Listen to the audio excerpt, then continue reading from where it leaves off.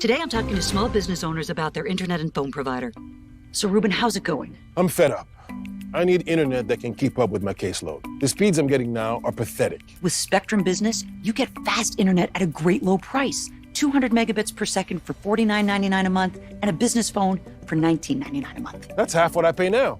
That's what I'm saying. Call 888-388-0203 and get 1 month free. Andrea.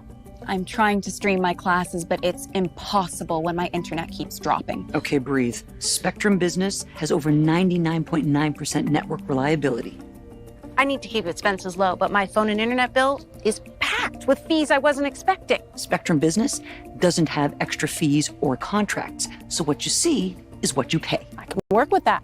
Call Spectrum Business to get 200 megs and business phone for $69.98 a month. Plus, get 1 month free when you call 888-388-0203 today.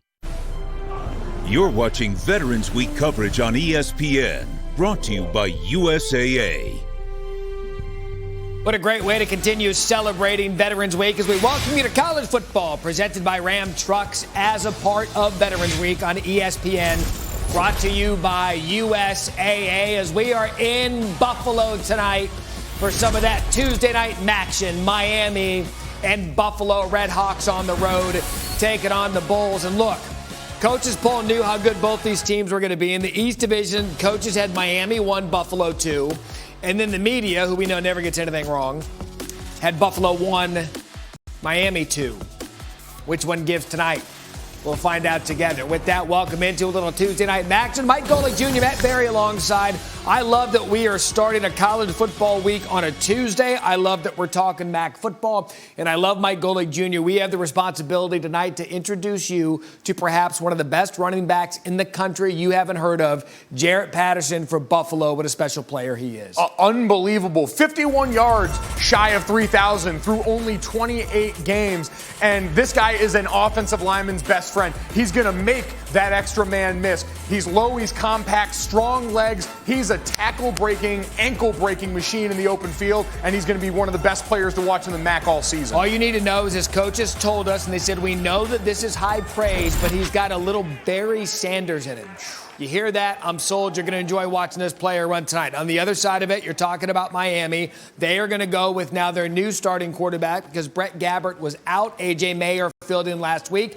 Came into that ball game and slung it. He threw it all over the field. This is a special player, Mayer, based on what we saw in week 1. Looks the part, but hadn't thrown a pass in over 3 years since he got out from high school, and all he did was respond by throwing 212 yards and 3 touchdowns in a comeback effort for the Redhawks. He came in and looked ready, and now he gets to test himself out against one of the best defenses in the conference. A.J. Mayer came in, they were down 21-10, and I tell you what, he looked the part. We'll see if he can continue it tonight. We're close to kickoff. Miami and Buffalo coming up next.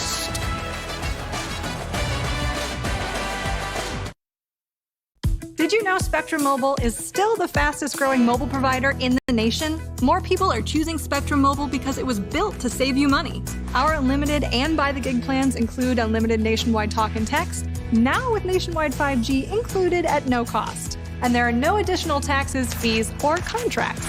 You could save up to 40% when you switch. See why Spectrum Mobile is the fastest growing mobile provider in the nation. Visit SpectrumMobile.com today. Mike Golick Jr. back with you. We just talked about it a second ago. A.J. Mayer, that he is now the starting quarterback. Paul Carcaterra, third member of our team. Introduce us to this player. Yeah, Matt, a lot of people are asking, who is A.J. Mayer? Well, off the field, he's a laid-back, small-town guy from Kentucky who loves to hike, hunt, and fish. On the field, it's a completely different story. He's super competitive and can play. In high school, he won a state championship and broke multiple passing records at Covington Catholic. 6'3", 225. He feels like he runs better and has a bigger arm than people think, and not throwing a live ball in 3 years prior to last week. There's not a lot of tape on him, but he can sling it. Kark, he can sling it. Saw that last week. We are looking forward to your reports throughout the night. Looking forward to seeing more A.J. Mayer. Looking forward to seeing Jarrett Patterson and some Tuesday night MAC football. Buffalo has won the toss. They've elected to defer, so it will be Miami on offense first. Jalen Walker deep to receive the kick. It's Tuesday night. It's Maction. Let's get weird, Golick Jr. Let's play a little football. First time we're going to see it. A.J. Mayer, who came in again, we said it a second ago, down 21-10 a week ago, in for Brett Gabbert, who was MAC Freshman Player of the Year. He stepped up in a big way. Stepped up big time and going to look and rely on protection from a group up front with 92 career starts, led by number 54, their left tackle, Tommy Doyle. Big, rangy guy who's probably got an NFL future ahead of him. We also expect to see a heavy dose of multiple running backs tonight for the Red Hawks. Davian Johnson, one of the players that was on the running back depth chart, will not play tonight, so we expect to see a host of other players running the ball for Miami. 1st and 10 at the 25, and it's Mayer to throw quickly on first down. Get used to hearing this player's name. Jack Sorensen is going to pick up enough for the first down, tackled by Isaiah King. Getting the ball out of your quarterback's hands quick right now against an aggressive group of defensive ends from Buffalo. 43 sacks by this defense last year, a school record. Getting the ball out, making sure you can take some of that edge off them early, going to be huge tonight. Sorensen banged up his knee a little bit against Ball State, so we'll keep an eye on that throughout the evening. Mayer the give off the edge to Kevin Davis for a short gain on first down. Kevin Davis going to be one of the guys to help shoulder that load tonight. You're going to see him move around there, be one of the motion men for this offense, in addition to likely getting some carries for a backfield that you mentioned, struggling, losing some of its top performers right now. Davis, a freshman out of Jackson, Tennessee. Kenny Tracy, we expect to see him, another freshman. So it's going to be running back by committee, now 2nd and 8. Mayer to throw, looking deep. And good adjustment on the ball, caught by Jalen Walker. They're going to rule him incomplete, covered on the play by Roy Baker. Incredible job tracking the ball, but you're going to see that right foot come down just out of bounds there. An easy call for the referees, setting up one of the first 3rd down of the game. See if they decide to maybe get the running backs involved. Give them a little run after the catch opportunity here. Mayer again looks over the middle of the field, has a player open, and it's dropped by James Burns. And Burns is going to want that one back because Mayer put it right on him. He was wide open. And this is Burns' game. Averaged 25.3 yards per catch in 2019. And that time was already thinking about what end zone dance he was going to do at that point. An unfortunate turn right now and a punt coming up for the Red Hawks after what should have been a huge splash play. Tyrone Hill was the man beat, but it resulted in an incomplete pass and a punt. Ron Cook Jr. deep to receive.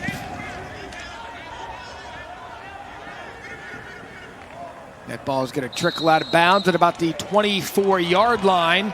So here comes the Buffalo offense and their quarterback, Kyle Van Treese, who's been patient. He won the job, never looked back. An injury got him there over Matt Myers, but now Van Treese, their quarterback. Similar situation for what we saw in Miami side this year, but it happened last year for Kyle. Matt Myers, the starter, goes down with a neck injury, and Van Treese starts the last 8 games of that season and holds on to that job. They appreciate the competitor that this quarterback is and what he brings to this Buffs offense. We expect a steady dose of Jarrett Patterson, and if you're not worried about stopping Patterson, they have another really good back in Kevin Marks.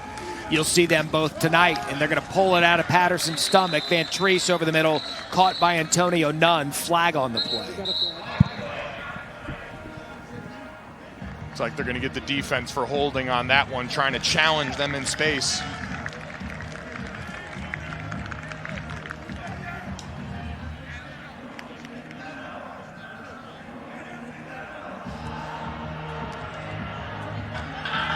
Prior to the pass, holding, defense, number 21.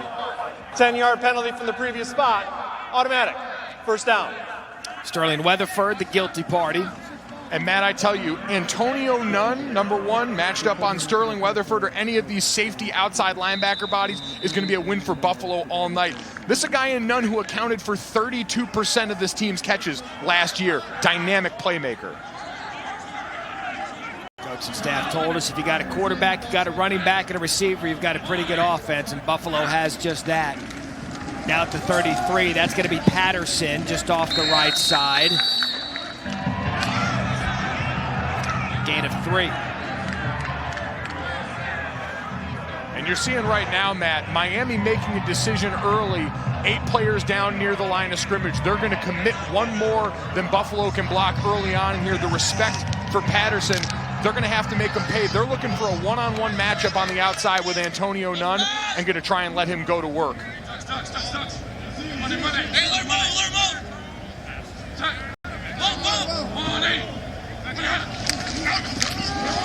And again, it's Patterson off the right side, and that's what he'll do for you, Golick Jr. He's probably not going to do too much that makes you say, wow, but he's going to get you some good hard yards. Gain of 7, which brings up the 3rd and short. What he's going to do all night is make that unblocked tackler miss in tight quarters. Now, 3rd down, he's going to get the ball, and Patterson able to fight for the yardage. It's going to be a 1st down, Buffalo. There's no mystery with what these guys want to do. And this is exactly what we're talking about here. Hit it up in the hole. These are tough, ugly yards. He gets contact by Ivan Pace and is able to churn his legs through, get them a much-needed 1st down, and now you get to roll into your offense a little bit more.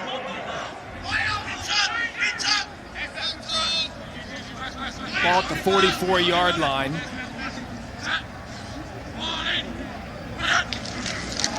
Van Treese looks to throw, looks right, comes back left over the middle, caught by number 41, Giovanni Ruiz.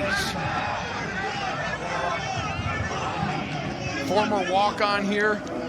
Went viral last year for that hamstring challenge where you see people lay flat, try and go out there. So I try to stay away from the hamstring challenge. I tried to do it and almost ended everything in my posterior chain. You are one of those social media challenge guys. You love them. Mistakes were made, Matt. 2nd and 2. And no mistake there. You just get the ball right up the gut. Kevin Marks, the ball carrier. And I'd said a second ago, if you've got Jared Patterson to worry about, but Kevin Marks, he's a physical runner. He's going to make you pay when he gets the ball. Straight line and downhill. Their offensive coordinator, Andy Kotelnicki, told us he's great at getting the blocked yardage, meaning he's going to see what's there and he's not going to try and bounce it or make anything fancy. He's going to ride that group up front and bury you. Had over 1,000 yards himself last year. 2nd consecutive 1st down for the Bulls, doing it by way of the running game.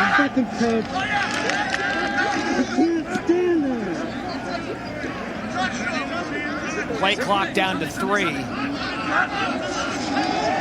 Buffalo able to get the playoff. Van Treese to the right, thrown, caught. Bernard Porter saw Lance Leipold running down the sideline to see if he can get the timeout. Nonetheless, he didn't. But a play for 5 for Porter. This is a team, Matt, that since the start of 2019, dead last in the MAC in 1st down passing, and already coming out this game and airing the ball out early, going to try and push this Miami defense back and see if they can create some rushing lanes with the threat of the pass. Van Treese pulls it from Patterson, misfires, intended for Dominic Johnson. And Buffalo, when you're getting to know this team and what this program under Lance Leipold has done, just a couple of years ago, they had Tyree Jackson, big-time quarterback for the Bulls. They had K.J. Osborne, big play receiver that ended up transferring down to Miami, Florida. These are teams and players. They've got the ability to be a big play offense. We've seen it over the past couple of years. We have, and they're going to do it with big bodies at times. Looking at number 9 down here. Also plays in the Buffalo basketball squad, Dominic Johnson. The 3rd and 5 pass tipped, falls incomplete. Tipped on the play by Ben Kimpler.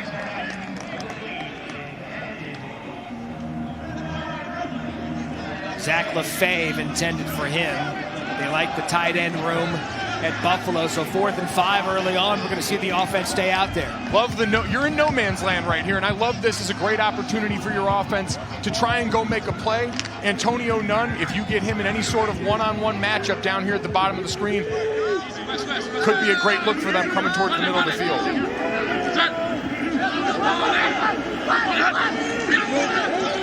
Van Treese to the right, quick hitter. And pushed out of bounds. That's LaFave again. He's going to have the 1st down. And Buffalo's drive continues, 3 consecutive first downs. And Miami sending the full house on this one, gets the ball out in time. And Zach Lefebvre, Campbell Trophy watch list kind of guy. A great asset for them. This tight end room overall, such versatile pieces, and when you've got a guy like that that can go out, not only come inside, be a blocker, but a versatile pass catcher like that gives you so many options on offense. They were talking about one of the other tight ends, Jake Mullen, that knows the offense better than the coaches. They said he's going to be a coach someday. The tight end's big for Van Treese, who looks deep for none. A little pushing and shoving, nonetheless, ball's incomplete. Covered by Cedric Boswell. And you had press man up at the line of scrimmage. These are the exact opportunities they're looking for. Listed at 5'11", but make no mistake, we saw just as recently as last week, he's able to go up and get it and make great contested catches for this team. He's a fun player to watch. He's explosive. A great change of direction. They said this year, finally healthy enough, dedicated to the craft, really ready to go. He comes down. You're good right there. When he comes down, you can know this whole time. So a counter look and a nice run on second down by Kevin Marks. It's going to be a pickup of 7.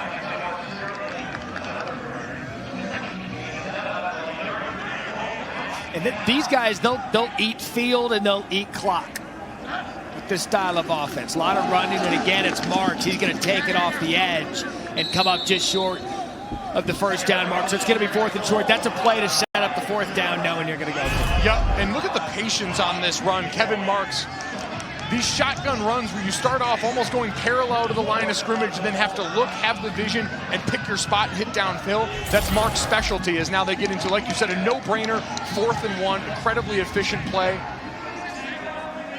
Hand it off to one of your great backs, and we'll see them do this sugar huddle where they'll run up to the line of scrimmage quick, try and catch the defense off guard.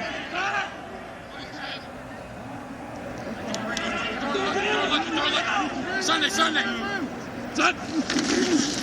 That's going to be Patterson right up the middle, and he's met and tackled by Ryan McWood, the leader of this Redhawks defense. And so Buffalo goes for it twice on 4th down. They convert the first time. Not this time. McWood and the Redhawks off the field. Great job by McWood leading the charge. He's unblocked in the hole right here at the point of attack, but watch Ivan Pace come over from the other side there. He's really the one. We know Jarrett Patterson can churn through yards, tough yardage with his legs, but you get that second body in over there at the point of attack on a play like that, flowing quick. Big time stop. Ryan McWood, everything this Miami program embodies. He was a walk-on. He was the MAC East Player of the Week last week. He's just a good football player that's always around the play.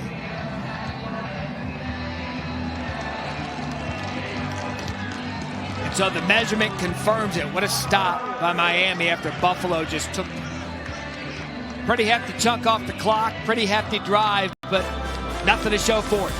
Going to be A.J. Mayer, the Redhawks offense, when we come back.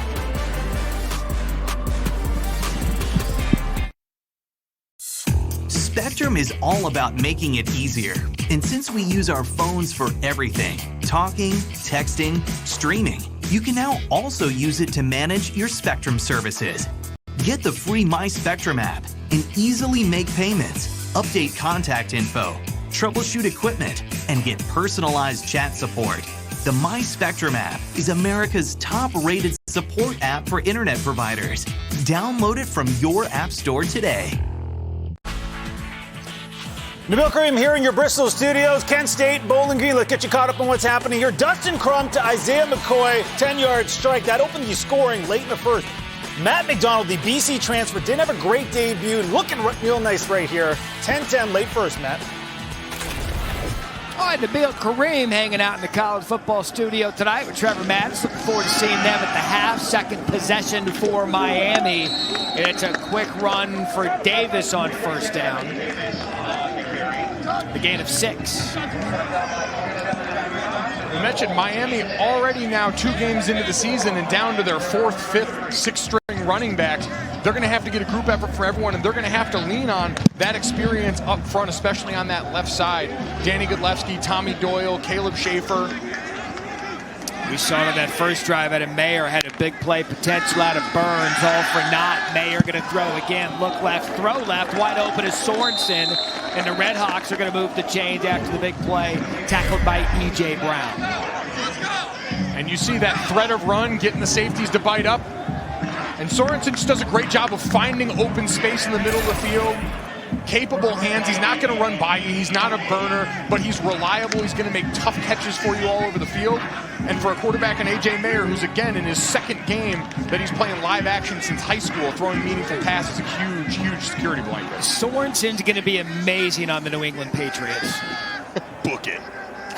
He's got a decade in New England written all over it. Mayer play fake off to the right, just high off his target. Intended for Walker. Let's go down to Paul Carcaterra. Mike, you mentioned Tommy Doyle. That's Miami's best player, 6'8", 330, NFL potential. He's the leader on the sideline, the vocal guy. This guy also played high school hockey. Could you imagine being checked into the boards? 6'8", 330. He's got a mohawk, NFL potential. I mean, just looks the part. We call that a beauty. That human played hockey? And as an offensive lineman, I can assure you, as we watch him walking his defender off the ball, a set of soft mitts. All right, that Russell for no gain. Tackled by James Patterson, other half of the Patterson twins. All right, there's Tommy Doyle, the hockey player. I need to see him skates up on someone else. There we go. He's got the hardware to back it up. Him checking Barry into the boards. Imagine Barry skating on the ice in the corner, and here comes Tommy Doyle. It would look like an explosion of just 160 pounds of me just getting thrown into the board. So 3rd and 10, 3rd and long now for Mayer and the Red Hawks offense. Mayer composed in the pocket, nearly picked off. Tyrone Hill, a good jump on that one, intended for Burns. It'll be another punch for Miami. This coaching staff said Tyrone Hill, number 33, probably one of the fastest guys on the team, and that time he's looking at 6 the other way. If that doesn't go through his hands, there's an easy joke to be made about why he's a defensive back, but I'm just going to choose to highlight a great break on the ball and a great job by this defense responding to sudden change after that 4th down miss by their offense. That's right. In no way of you mentioning it did the joke not go over, so Miami to punt. Ron Cook Jr. Don Jobin, the punter.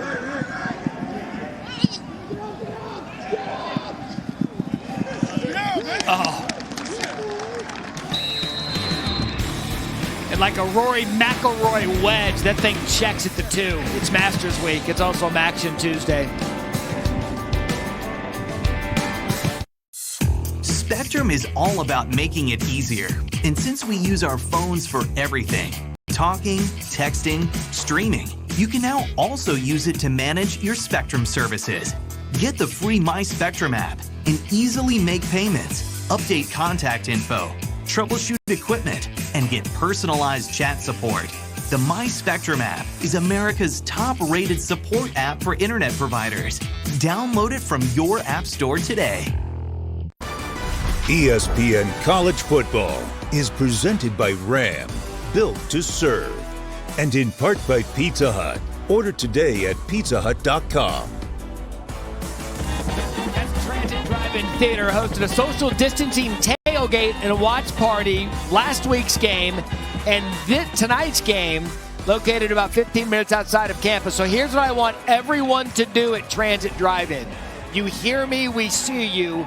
Send us a picture using the hashtag BullsWatch, and there's a chance you'll make this television broadcast. We should say it's a social distancing tailgate, and you will get on television if you send us an appropriate pic. First things first, Patterson to the Bulls off the right side. That's what I love about college football. There's no fans in the stands tonight. McWood on the tackle. As a football nerd, you're going to hear what football sounds like. There's no one in the stands. But because of that, this great community, Transit Drive-In, allows fans to come watch their beloved Buffalo Bulls. It's just a fun thing for them to get to do. These teams have found a way. It's only right that the fans would follow suit. So 2nd and 8, movements.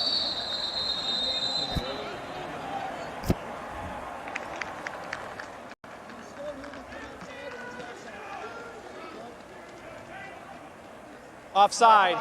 Defense, 47, to the neutral zone and caused a reaction by the offense. 5-yard penalty, second down. Lonnie Phelps, the guilty party there, and that's a great job. That's a coach point up front all the time when you're going on those double counts, try and get some free yards when you're backed up. You see him move as an offensive lineman. As long as you're adjacent, reach out, touch, collect 5 yards. Do not pass go. Do not collect $200. So just collects the 5 yards. Now 2nd and short.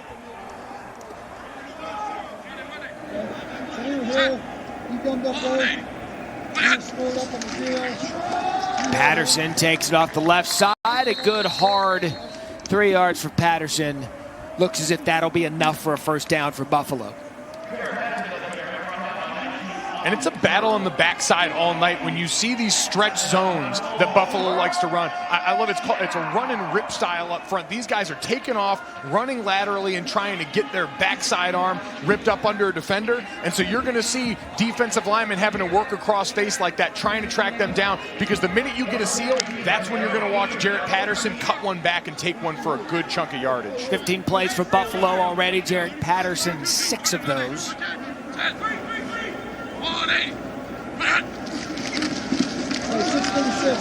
Patterson again off the left side, and you'll see Van Treese. He'll get to that mesh point. He'll hang it out in there as long as he can, make his read, and ultimately Patterson the one that keeps that one. And Patterson right there. I mean, you've got Weatherford right in the hole from Miami on defense, and he's able to eke out 3 yards on that play, 2.5 yards on that play. The difference of falling forward and going for a yard or no gain as opposed to losing it, monumental for an offense that wants to control the ball like this.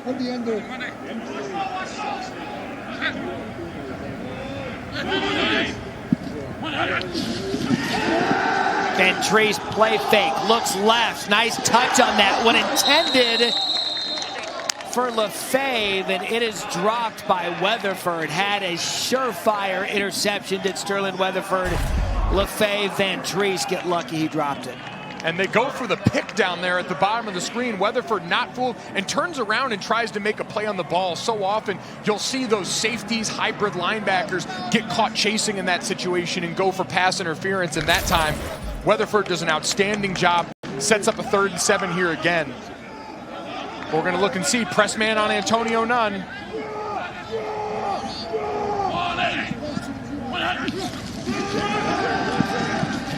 Van Treese over the middle, overthrown. And that was intended for Nunn. And nothing doing on that Buffalo offense. And Miami's going to get great field position after stopping the Bulls. And this Buffalo passing attack is going to have to start to show up in some spots, get some chunk plays to relieve that ground game that right now Miami's content to load up on and say, we'll spend extra safety bodies trying to take that away because we don't believe you can get those easy completions outside. Evan Finnegan on to punt for the Bulls. Jalen Walker deep to receive.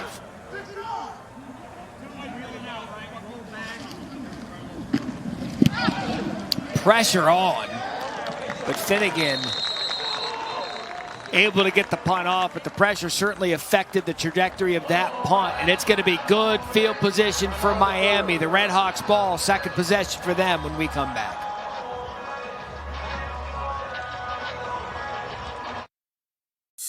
Spectrum is all about making it easier, and since we use our phones for everything, talking, texting, streaming, you can now also use it to manage your Spectrum services. Get the free My Spectrum app and easily make payments, update contact info, troubleshoot equipment, and get personalized chat support. The My Spectrum app is America's top-rated support app for internet providers. Download it from your app store today.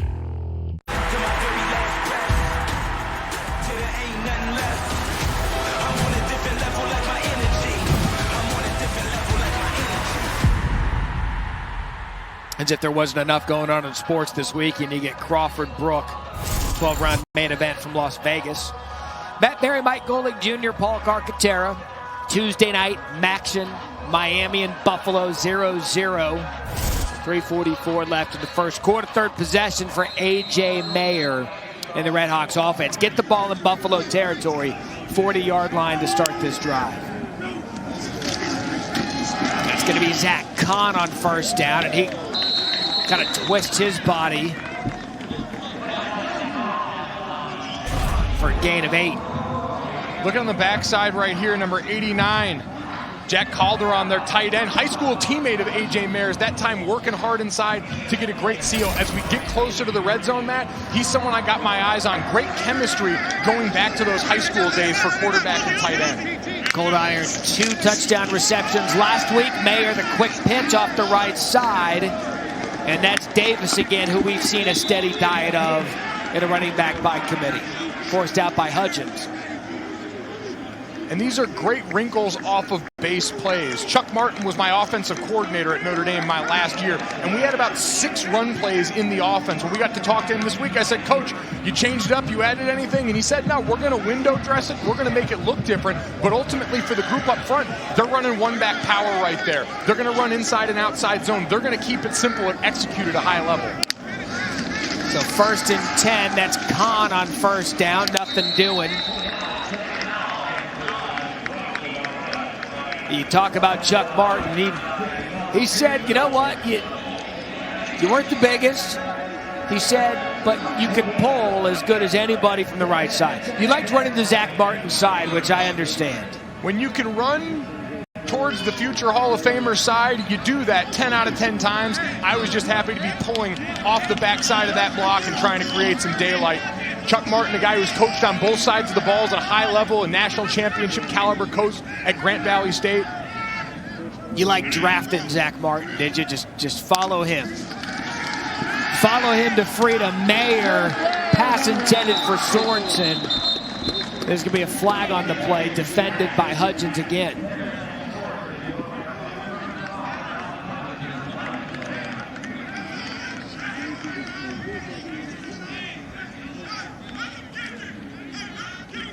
Pass interference. Defense, number 35. The penalty is a first down at the spot of the foul. And so you're going to watch on the backside of this play. They're reading the backside linebacker. You're going to see him blitz up the middle when we run the tape.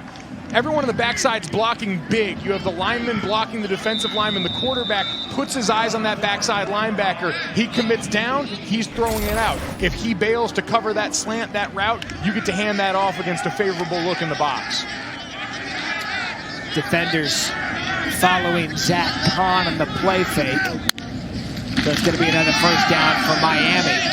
And the defense right there on Kahn, led by Kadif Wright.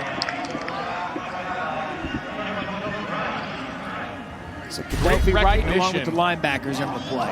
31 just comes screaming through. He recognizes what's coming his way. The offensive line burying the defensive tackle on that play, but you've got to have eyes for that linebacker, especially this group of Miami. They're going to trigger downhill quickly. Excuse me, for Buffalo. They're going to trigger downhill quickly, try and make splash plays behind the line of scrimmage. Kadif Wright, James Patterson, Tyree Thompson, a good set of backers for Buffalo. Now 2nd and 11 after the loss of 1. Mayer looks to throw. And another flag on the play that intended for Sorensen.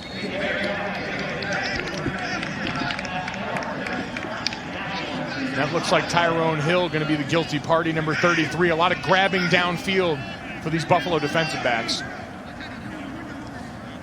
Holding. Offense, number 52. 10-yard penalty from the previous spot. Repeat. 2nd down. Caleb Shea for the guilty party.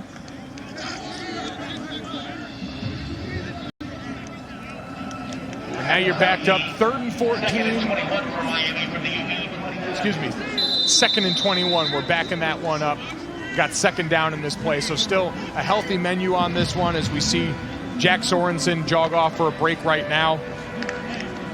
Jalen Walker, another guy that can be deadly in this area. You start him out in this tight bunch formation and then try and get some routes going towards the outside for run after the catch. It's going to be Kahn off the right side. And again, he's met immediately by Buffalo's defense. That Tyrone Hill, who the coaches say has blossomed nicely through the offseason, abbreviated as it was through the first game. And a defense that had 3 scores last week. This defense is opportunistic. They're going to take advantage of it. And Hill's one of their big play players. 5 turnovers overall. And right now, as their offense has struggled to get going, you're going to need something like that down here. The windows shrink in this area of the field. And you've got to try and come up and make a play set your offense up, give them some sudden change. So 3rd and 19, Mayer looks left over the middle, dropped by Sorensen. Typically sure-handed is Sorensen, and that's going to fall incomplete, leaving up a 4th and 19. Caught Hutchkins' name a lot on this drive. He was the defender. You're going to see great job of just breaking down and timing it.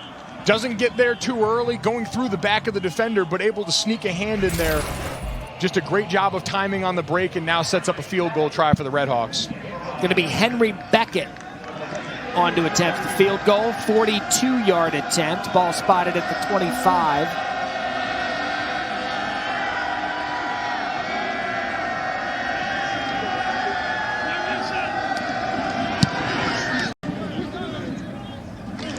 And Beckett's going to miss it left. So great field position squandered by the Redhawks. And a good stop by the Bulls defense is Beckett. He's going to miss the 42-yard field goal attempt. Curls late, right at the end. Just enough of a hook right there. Laces were out. Everything good in that situation leading up for a very new and young special teams group right now. True freshman punter, redshirt freshman kicker, redshirt freshman snapper in these situations. So a group still gelling, and again, those are valuable reps you don't get nearly as much of in the offseason like the one we just had.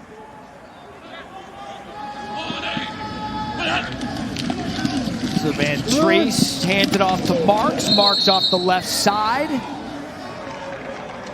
And that will likely do it for the first quarter here in Buffalo.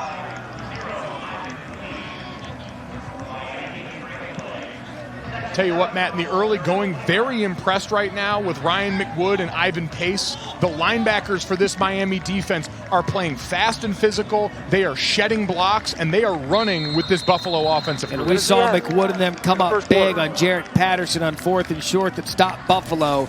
End of the first, Tuesday night action. Tied at 0. Today I'm talking to small business owners about their internet and phone provider. So Ruben, how's it going? I'm fed up. I need internet that can keep up with my caseload. The speeds I'm getting now are pathetic. With Spectrum Business, you get fast internet at a great low price. 200 megabits per second for $49.99 a month, and a business phone for $19.99 a month. That's half what I pay now. That's what I'm saying. Call 888-388-0203 and get 1 month free. Andrea. I'm trying to stream my classes, but it's impossible when my internet keeps dropping. Okay, breathe. Spectrum Business has over 99.9% network reliability. I need to keep expenses low, but my phone and internet bill is packed with fees I wasn't expecting. Spectrum Business doesn't have extra fees or contracts, so what you see is what you pay. I can work with that. Call Spectrum Business to get 200 megs and business phone for $69.98 a month. Plus, get 1 month free when you call 888-388-0203 today. Start of the second quarter. Matt Berry, Mike Golick Jr., Paul Carcaterra on to call. Chuck Martin, 7th year as the head coach of Miami.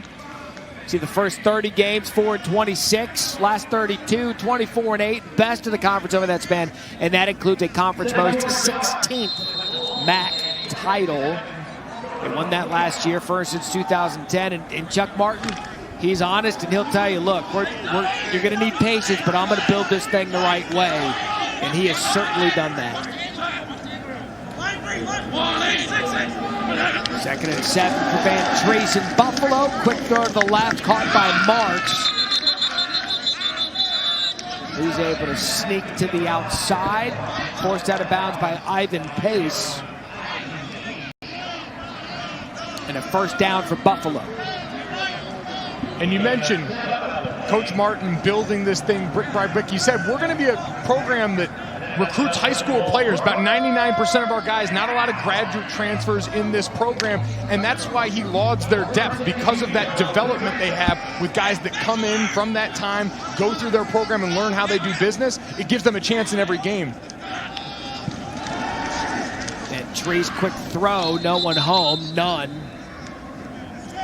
Not on the same page as Van Treese, but Coach Martin will tell you, look, there are going to be programs who bring in graduate transfers. There are going to be programs that bring in a junior college kid here and there, but it's not Miami. It's not what they want to do. And they'll get depth. They'll go recruit. They'll go get in some players on campus in Oxford, and he said it's going to take time because to build depth, you're going to have to go through some stretches of a young team, and we've seen that. And for both these programs, stability in the coaching staffs, the assistants, these guys are here just as long as the head coaches, so you know what you're walking into when you commit to one of these programs. 2nd and 10, it's Marks off the left side, falls forward. It's good out of Clark. You mentioned consistency when you think about Martin's staff. Since the day he stepped on campus, 7 of his top 8 assistants are still there. I mean, that's incredible. And Lance Leipold, very similar. Brought a lot of guys from Wisconsin Whitewater. These are guys that want to be in these jobs. It's not just a step into the direction of coaching somewhere else. This is where they want to be, and it really pays off because in the rooms with the receivers and the D-backs and the line, those guys know what they want. They're building those type of players. And Trace over the middle, caught by Nunn. First down for Buffalo. Clark brings up a good point. We were on a call with Chuck last night and said, look, I'm lucky to have the continuity that I have in my staff, and it shows when you're trying to build a program, as Nunn's able to finally get one over the middle and move the chains 10 yards. And you see that short motion out here creates a little space for him to go inside right there. Great job pre-snap by design on that, giving your best athlete on offense room to work. Ball just at midfield.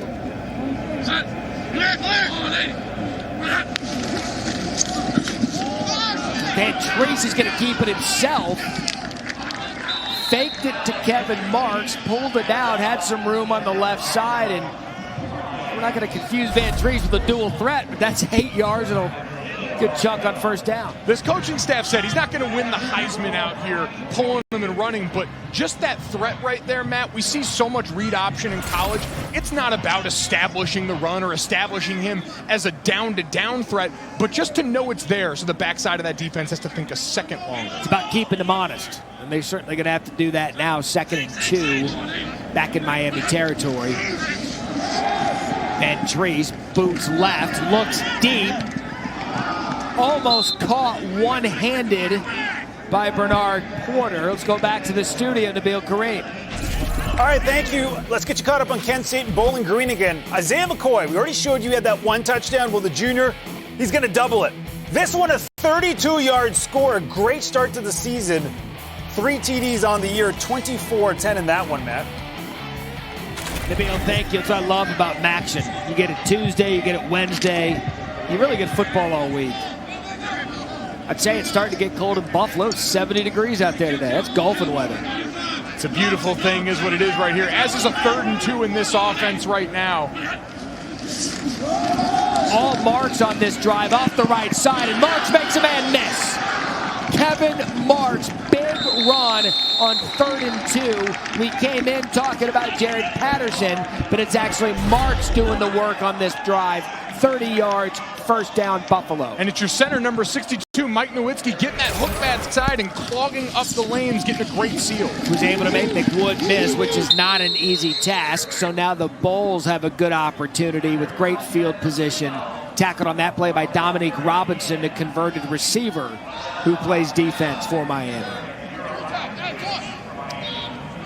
And now this is the area of the field. You see 44, Jake Molnich coming into the game.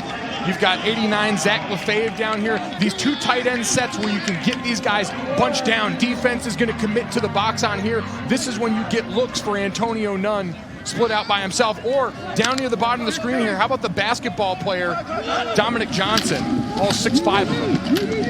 And it's going to be Patterson off the left side, all reliable. Gain of about 4. Brings up 3rd and short. And getting into these downs and distances, we've seen it a few times already. It makes it so easy for this team because now it's easy. You're in 4-down territory, so hammer your running backs in this spot. You're going to see, again, this sugar huddle. You can disguise personnel, having them stand behind there. The defense has to react as soon as you get up to the line. And the sugar there is Van Treese right up the middle. He's going to be held short of the first down, bringing up yet another 4th down decision for Lance Leipold and the Buffalo staff. And to me, this is an easy position. I know points have been hard to come by right now, but backed up, this is a high probability spot for you because what's the worst that happens? You turn it over on downs and Miami's got the long field. And this is another spot we saw Ventrese keep it and run it earlier in this drive. Watch out for that quarterback read option on this play where he could be wide open again. So Buffalo again going forward on 4th down. Ventrese out of the shotgun. He's going to give it right up the middle to Patterson. And Patterson is going to have the first down, 1st and goal, Buffalo. But I am one of those people, Golick Jr., why you put your quarterback in a shotgun when it's 4th and short rather than just get up under center and hand it off. It's a difficult dilemma. It's made a lot easier by Jarrett Patterson, who just runs into a wall of humanity right here. You get him a great downhill start at it, but I'm with you. The 4th and 1 quarterback sneak, as we look, almost looked like he had a shot at the end zone, that knee down just early. Out of the shotgun again. Ventrese going to keep it, has the defense fooled for a second, and then McWood closes on it, also helped by Mike Brown. Looked like he had his crease here. I mean, he had the touchdown right there if he hands it off, and you have Molinich coming backside as a blocker. There's not really a true read player there. Questionable call, but again, we know keeping the defense honest and hoping that maybe you'll get everyone blitzing down like they were on that last play on 4th and 1. So now 2nd and goal.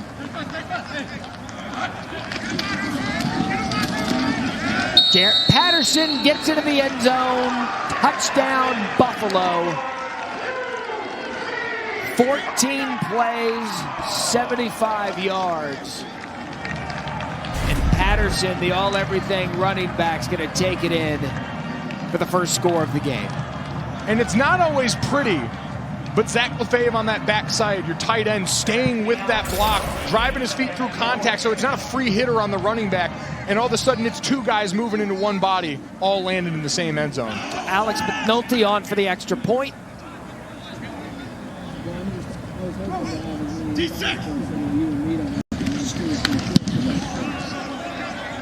And it's 7-0 Buffalo.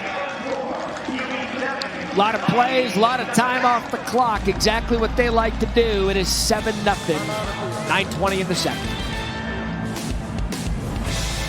Spectrum Mobile has no hidden fees. What you sign up for is what you pay. Other carriers add fees and charges for things they never mention up front. I hate that.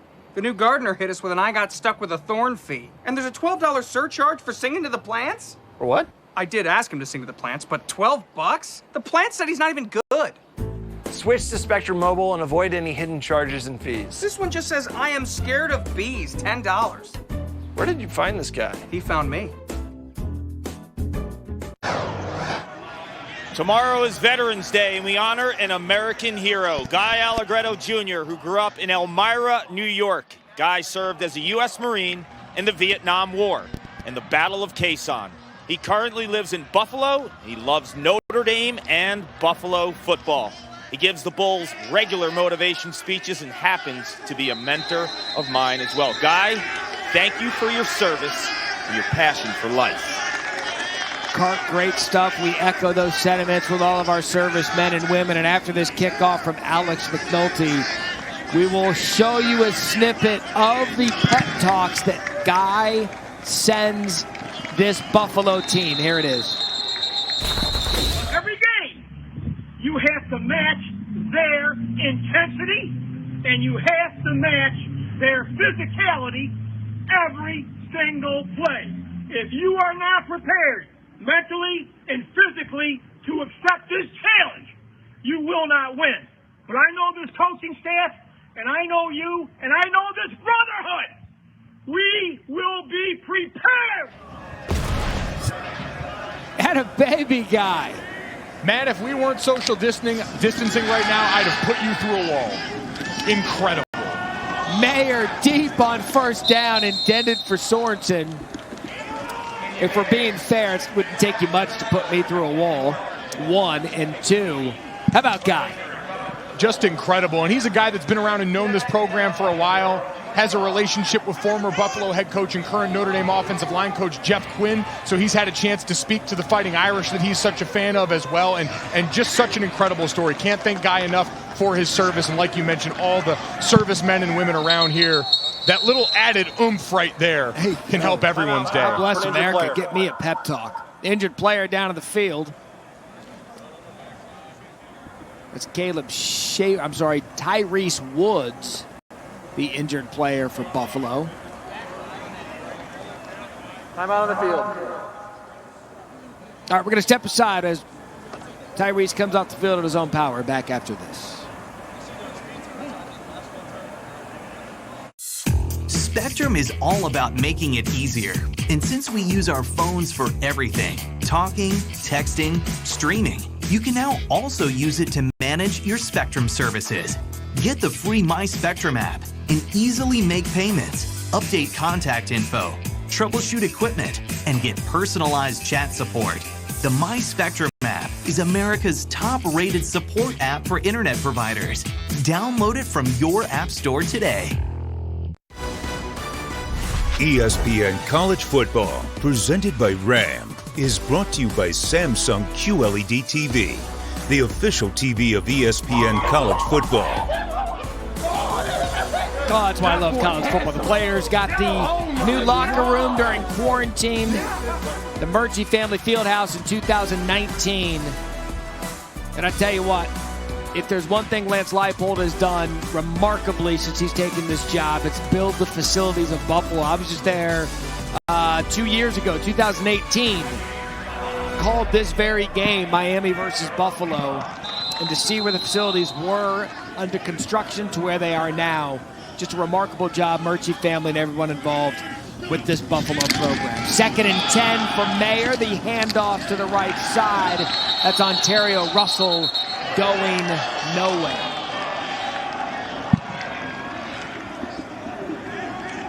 George Wolo with an all-time football name. All-timer, and now we get another third down. This Buffalo defense has a chance to build on what his offense just did. Give them the ball back quick and let them lean right now. Jack Sorensen's been your only answer in the pass game so far here. Mayer, quick shot out to the right, caught, and a nice gain and a first down for Miami. That's Kevin Davis moving the chains, and Miami need a little something to get going there, and that'll do it. Gain of 20.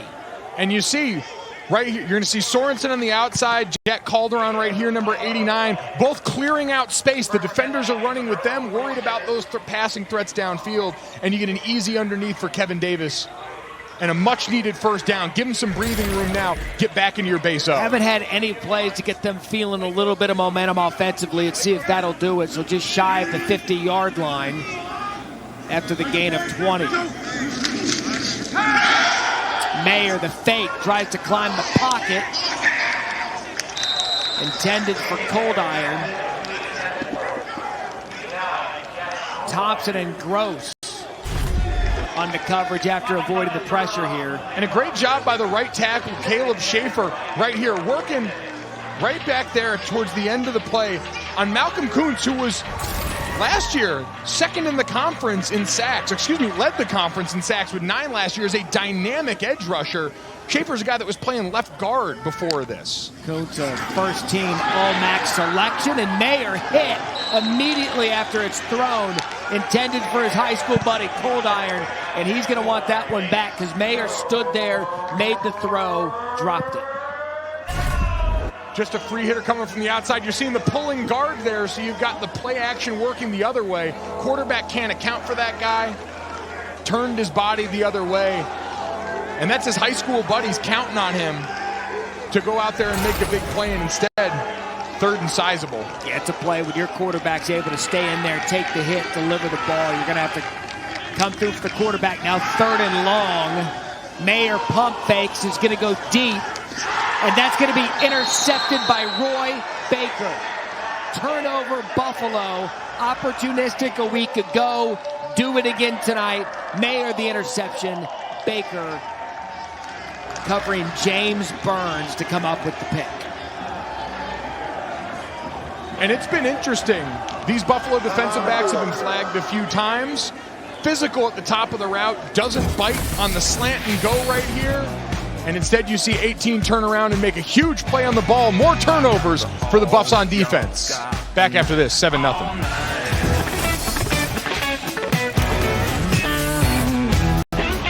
Spectrum Mobile has no hidden fees. What you sign up for is what you pay. Other carriers add fees and charges for things they never mention up front. I hate that. The new gardener hit us with an I got stuck with a thorn fee. And there's a $12 surcharge for singing to the plants? For what? I did ask him to sing to the plants, but $12? The plant said he's not even good. Switch to Spectrum Mobile and avoid any hidden charges and fees. This one just says, I am scared of bees, $10. Where did you find this guy? He found me. Take a look at that last series with our drive recap brought to you by Enterprise. 14 plays, 75 yards. None was involved, but it was really the running of Kevin Marks that gave Buffalo an opportunity. We saw Van Treese get involved. That was just a steady drive going, Junior. Steady driving exactly where they want to live. Bust one big play on the ground, stay in manageable downs and distance, and then lean on your best player. Let Jarrett Patterson take you home. So Buffalo's ball again after the interception. Van Treese is going to roll left, but he's going to throw back right. Taking a shot, has a receiver open. Trevor Wilson, touchdown, Buffalo. What a play call. And Van Treese, a big one to Trevor Wilson, wide open, 78 yards later. Buffalo now up 2 touchdowns, next point away from 14-0. Outstanding job on the throwback play here. When we talked to this coaching staff and we said, we know Antonio Nunn, who's the next guy? They said Trevor Wilson is explosive, and when he starts to really refine his game, he's going to be the next big receiver for this Bulls squad. And you see why right there. Nothing but daylight. Great ball by Van Treese to put it out in front of him. So McNulty on for the extra point. How about Van Treese rolling left, throwing back right across the field? And you see the offensive line builds the wall from that side. They know they're setting up for their quarterback to throw the other way. The shot there too little too late from McWood. And everyone looking back, you've got your quarterback and running back, everyone rolling left on that. Throwbacks, wheels, they're always open in college football, but your quarterback having the ability to give it there. Look at the offensive line right here. Watch them all form a wall over on this side of the field to try and give their quarterback extra time on this play. Everyone building up this way. And Emmanuel Ragumba had bad eyes, is what coach will tell you. Look into the backfield. And Wilson able to get behind him. I'll give you a full disclosure conversation during the commercial break. Golick Jr. and I are sitting here, and I said, I'll tell you what, Mikey, this has 14 plays, 75 yards, and about 6 minutes looking all over it. What did they do? First play out of break? Deep.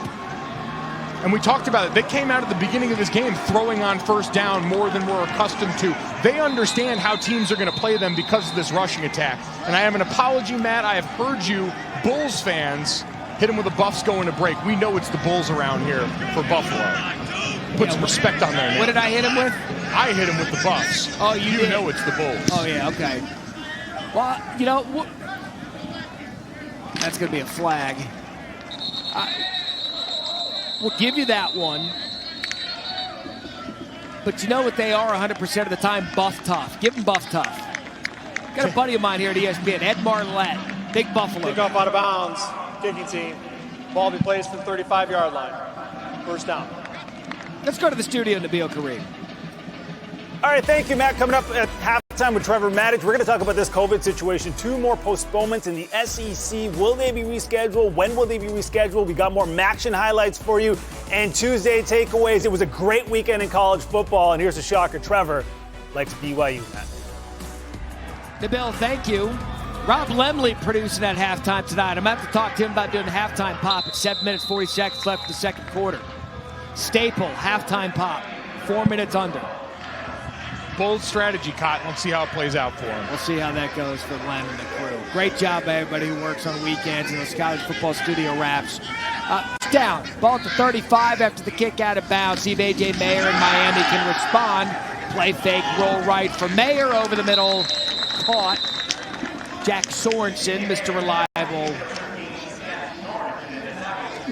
And this is what Miami's going to have to do right now. They know if they spend too much time sitting back in the pocket, they're going to give these ends, they're going to give Malcolm Kuntz a chance to tee off on this offensive line, this pass rushing outfit that again produced 43 sacks in 2019 for the Bulls.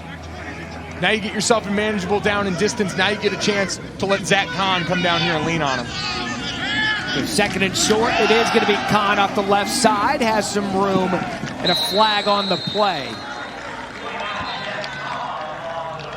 That one likely coming back. Marcus Fuqua on the tackle.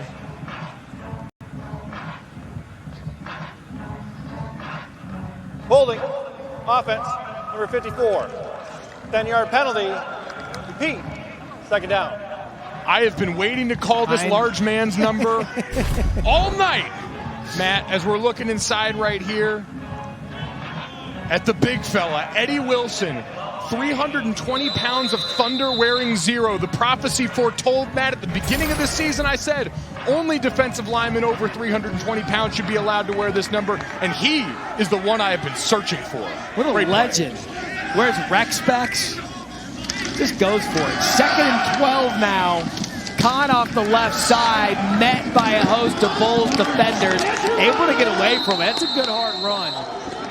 It looked as if he was going to be tackled for a loss by Tim Terry, but he's able to get out of it. Tyree Thompson's the one that's going to bring him down. Bully ball, stiff arm, runs through a tackle right here. You cannot arm tackle this man, dragging 5-6 defenders with him on that play. That is a singular effort that's put them in a third and much more manageable for a play that was dead to rights. How many games we've called together this year? 6 or 7, and I can firmly say that Eddie Wilson is Golick Jr.'s football soulmate. Jersey rolled up. He's ready to get active on this 3rd and 6. You were in love at first stomach. Mayer, incomplete. Intended for Cold Iron again. Can't get on the same page. There he is. Just majestic. You don't have to pull the jersey down. Live your truth, Eddie Wilson. He's a guy that's going to eat up space for them in the inside. He's worked hard to reshape his body this offseason, too. Was playing at around 340 last year. Has dropped almost 20 pounds. Moving a lot better for this defense. And helping create plays like that. Drive stoppers, those offensive penalties like we saw there. Could have been a holding on the last play, quite frankly. Yeah, with all due respect to some of the kickers we've seen wearing 0, that's who we'd like in that number. That's a man, Matt. So the punt from Miami is going to take a good Red Hawks bounce.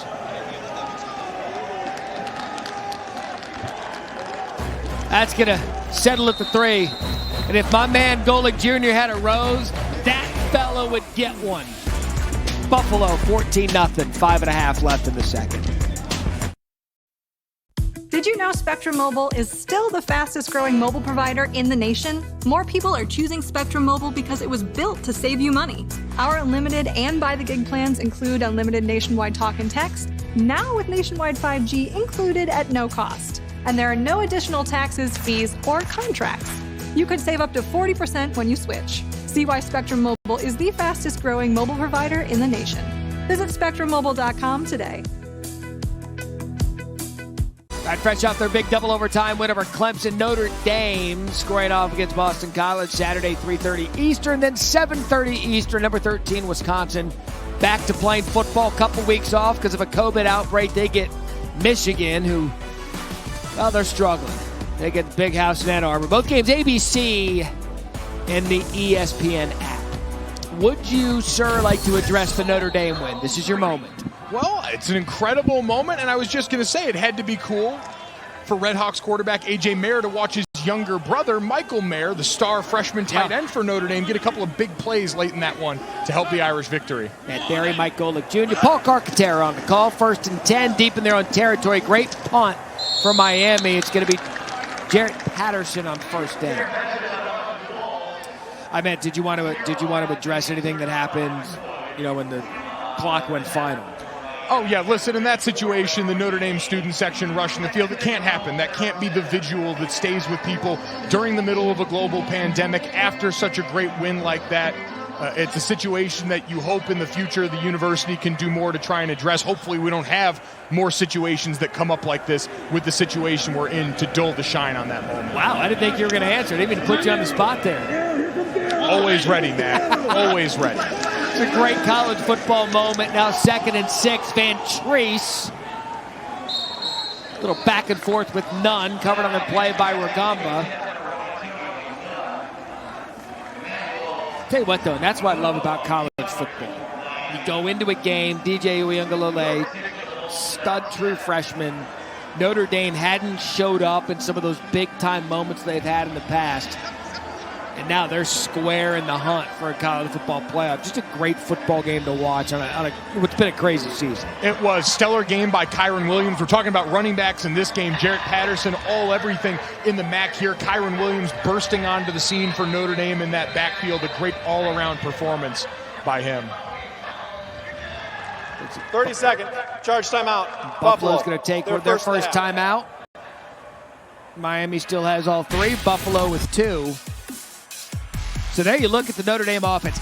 Look, Ian Book, for me, is going to be one of those players, once he leaves Notre Dame, I feel is one of the more underappreciated quarterbacks they've had in quite some time. Has a lot in common, quite frankly, with his offensive coordinator and former Notre Dame quarterback Tommy Rees, who he's passing on the record books. That's the best game I've seen Ian Book play. Cut it loose, was decisive, took off running on some plays, had great pocket awareness. But I have to say this, as a former offensive lineman, I am required to. Kyron Williams may have had the best pass-protecting game by a running back I've ever laid eyes on. It was remarkable, and it's a huge reason why they got over against that Brent Venables defense. So there was a penalty on the first play for Notre Dame, and then he went and busted off, 75 yards right out of the gate. And that set Clemson on their heels, at least early on, but an all-time classic between those two. 3rd and 6 here in front of us, Buffalo and Miami. Van Treese to throw. Dangerous pass, broken up by Cedric Boswell. And so Miami's going to get good field position after holding the Buffalo offense. Miami's defensive backs doing a great job playing off of their defensive line. Stunts up front, throwing extra bodies, so the quarterback, who's conditioned when he sees those guys crashing down, to throw it out on those run-pass option looks right into the waiting arms of DBs that are crashing down on these in-breaking routes. So Evan Finnegan deep to punt from his own end zone. It's going to be Jalen Walker deep to receive. See if he can take advantage of getting the ball in a good spot for his offense. Finnegan pressured, but able to get the punt off. And Walker's going to call a fair catch at the 42. Our next UFC Fight Night, Saturday in Las Vegas, only on ESPN+. Paul Felder just took this fight on 5 days' notice as he takes on Rafael Dos Anjos, who moves down in weight to fight in the lightweight main event. The prelims begin 4 Eastern, the main card 7 Eastern, 4 Pacific. To get ESPN Plus, go to ESPN.com or download the ESPN app. All right, so this is go time for Miami. Good field position, all 3 timeouts. Struggled a little bit in this first half. Plenty of time, 4:45, ball at the 43. And Mayer's going to play fake on first down.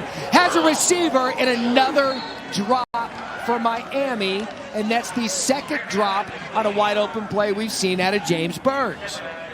I'm glad they went back to him, though, on this one, Matt. You see the run cell right here. 33, Tyrone Hill biting up, and him just running scot-free behind everyone.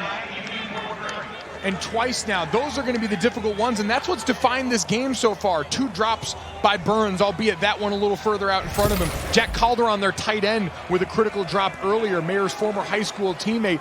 These are the plays they're going to have to start making in the second half if they want to stick in this game.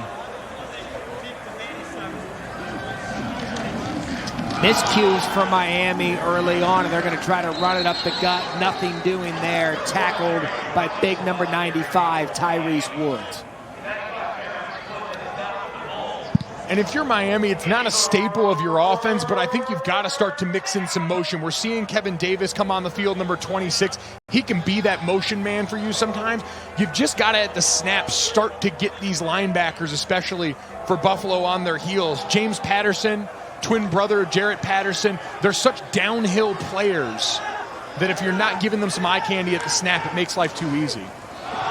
So third down, a run up the middle. They're going to get some good yardage here. You'd have to think that was one of those play calls to go forward on fourth. Kevin Davis, the ball carrier, tackled by Malcolm Kuntz. Absolutely, and a great job by the left side of this offensive line. You see Pete Nank, the left guard, getting his hat across, driving down. And you're right, Matt, a great call when the defense is backed off. A 5-man box up front for that offensive line on third down, knowing you're going to go for it and getting that information to your play caller early. That brings up a 4th and 2. And you're going to hug this side of the line right here. Tight ends, plenty of blockers on there. Run it to the right, give your running back a great cutback lane. Zach Kahn in the backfield. Kahn's going to get right up in there. It looks as if he has enough for the first down for Miami. And after the drop by Burns goal, they needed something to go their way to extend the drive to maybe get some points before the half. And it's just another great example of having a plan going into the series of when we're going to go for it as they get the much-needed first down there. And we mentioned those tight ends creating that wall there. We've talked so much about Tommy Doyle, number 54, getting up to the second level, creating a rushing lane. And then we've seen Zach Kahn has the ability to shed tacklers all over the course. Had a tough run for a first down earlier and a huge one there. Kahn, a physical player, 5'10", 211. It's under further review. They're going to take a look to make sure is a first down was achieved. Zach Kahn got the necessary yardage for the first down. You know, this game, we take another look at Kahn here. He's going to go right up off the left side. And we're going to see it from the other angle, but I think he finds that gap late. Right here, hits into the back of his tight end. A push from Godlewski coming right there. And there, I think you see him falling forward. And again, the ruling on the field was a first down was gained here. And I don't think you're going to find anything, especially with all these bodies around in the middle of the field, that's going to be able to overturn that. No conclusive video evidence here. Watching to see if the knee hits down anywhere beforehand. Yeah, I think his torso was almost a half yard over the line there, so this should be an easy look as we get probably our best angle of it right here. We needed 2 yards.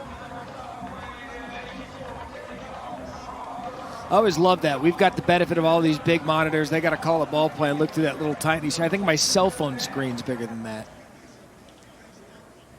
After further review, the ruling on the field stands. First down. All right, so there you have it. And Miami didn't need to use one of their timeouts. They still have all 3. Buffalo with 2. And this is a great area of the field, Matt, coming off that big fourth down game right there where you can take a shot downfield. We've seen both teams use some play action where you'll pull an offensive lineman, try and buy up the eyes of those linebackers and create space in the middle of the field for a guy like 13 and Jack Sorensen lined up at the bottom of your screen here. It's going to be Mayer on first down, looking right, has a receiver again, and this time it is caught. Touchdown, Jalen Walker. Isaiah King was on the coverage. We have talked about Mayer having dropped balls throughout the first half. This time puts it on back shoulder. Walker and a touchdown, and Miami gets on the board before the half. Great job stemming to the inside. Let's see if he gets that left foot down in bounds before he hits that pylon. Turns back to get the ball. That left foot, it's going to be interesting. You don't see it hit down clearly in that area. Ruling on the previous play was a touchdown. That ruling is under further review. All right, so here's the view right here. Oh, and there it goes, tapping down. It looks like it taps down just in bounds there, and then he's going to hit on the inside of the pylon. Tapping is exactly the way to put it, because I think we're all looking for the full foot contact with the turf, but it looks as if his left toe tap, right? You're going to see it right there.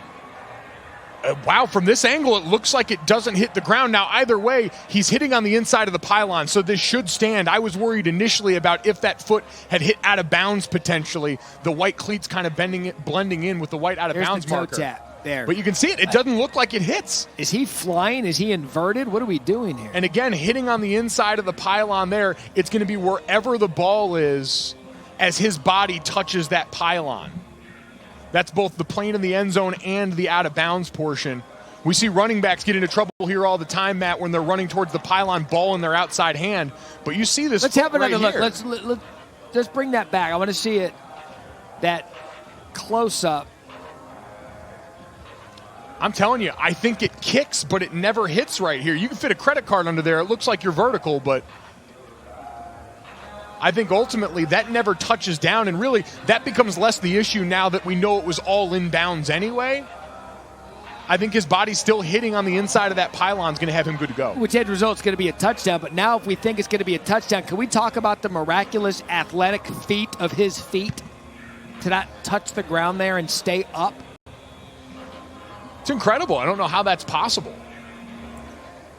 I mean, I don't think you could fit a stack of your credit cards under there. And I've seen your wallet. You've got the Costanza wallet. Real thick one. It's nice and broken in. Yeah, and there we're going to see it. I think that the play's probably going to stand as a touchdown right here. It looks like we don't have anything. After further review, the ruling on the field stands. Touchdown. What a catch. What an effort. Jalen Walker, A.J. Mayer, when they needed it most, Miami, and we said it through all of our meetings throughout the week as Henry Beckett on for the extra point. Miami down 21-10 a week ago. This is a team that it doesn't matter what the score is, whatever the situation. Beckett's going to want that one back, but it's good either way. They're in this game. They do not get down when they are down. And in a half that's been dominated by Buffalo, 2:54 left, it's 14-7. And if you're Lance Leipold, you know this going into the game, and you're telling your team, they have won 8 straight games that have come down to one possession. You don't want to let them hang around when you've got opportunities off of turnovers. When you stall out a drive, you've got to turn it into points, and you've got to put this team behind in a hurry, because if you let them hang around, Chuck Martin told us, this is the development you get here when you're bringing kids out of high school. You've got 4 or 5 years with them. Everyone understands the standard, and you can roll bodies through. If you're on your 4th, 5th, 6th running back, it doesn't matter as much when you've got the level of development that they've had. They don't panic. And it shows now down 14-7. Quickly to finish the credit card and wallet discussion, what size wallet does Senior have? Oh, he doesn't carry the wallet. That mom holds that one and gives him the allowance. That's actually, yeah. If that guy tried to sign a check, the bank would call him. Less than surprising development there. Ooh. Oh. Ooh. He may have stepped out of bounds. Or in play, rather. They're going to take another look at that. Ron Cook was deep to receive. And his foot. Watch his foot. It touched the line. The ruling on the field is the ball never left the end zone into the field of play. Therefore, it is a touchback. And remember, that's important. Where his foot is, not as important as where the ball is. Think like a safety. The ball here, the foot touches right here. Oh, if we get to look down that line, that ball may have gone across. This is going to be a close one to call. The foot clearly and I don't know. Here. I think the ball's across. If we get down the line, that's out. You see it's up over the knee. That knee's right over the line right there. It's got to break the plane of the front of that white line. This guy's right on it. He's got to view straight down there. If it doesn't break the front of that white line, he's still good to go, and they catch a major break on that. Wow. All right, let's see what they do with it. 25-yard line. Van Treese to throw over the middle, and it's none. Caught. Gain of 11. First down, Buffalo. 2 timeouts left. Cedric Boswell on the coverage. And you've got some pace here, but everything's in play. You're not in a full-blown 2-minute drill just yet. Quick out route falls incomplete.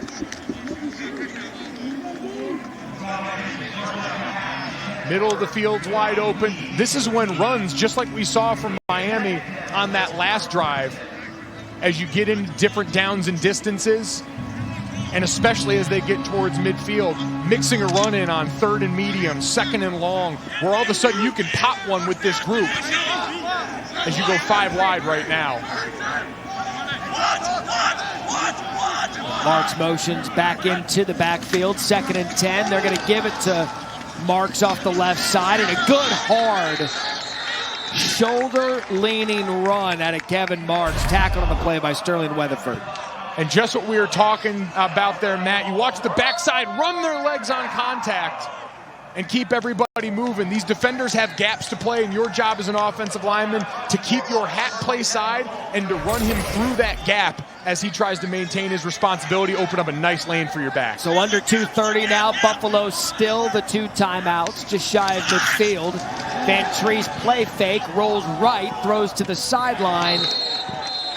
Intended for Dominic Johnson, incomplete. Good coverage on the play by Boswell.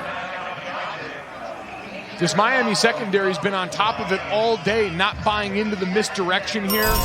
Buffalo trying to use some motion from their tight end, Jake Molinich, and to no avail so far. 2nd and 10 here again, but again, 2:13, 2 timeouts, same rules all still apply. And now you're starting to get into 4-down territory, getting up near midfield.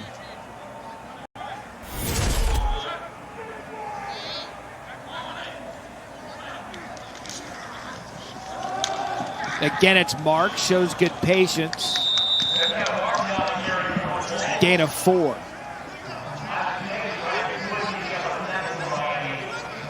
Ryan McWood's been busy in the first half on the tackle. Their leading tackler from 2019, the former walk-on. I know it's cliche, but he really does have a nose for the football. Can we come up with, like, what else would we say there? 3rd and 6 right here. I'd say watch out for a run again. Oh, look at this. A roll right and a handoff back left from Marks.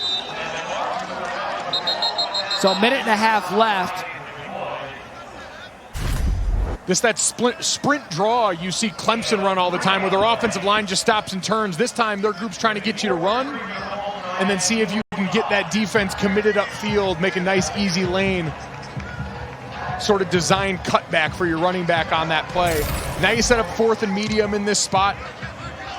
There's our boy McWood again on the tackle. That nose for the football again showing. 4th and 3.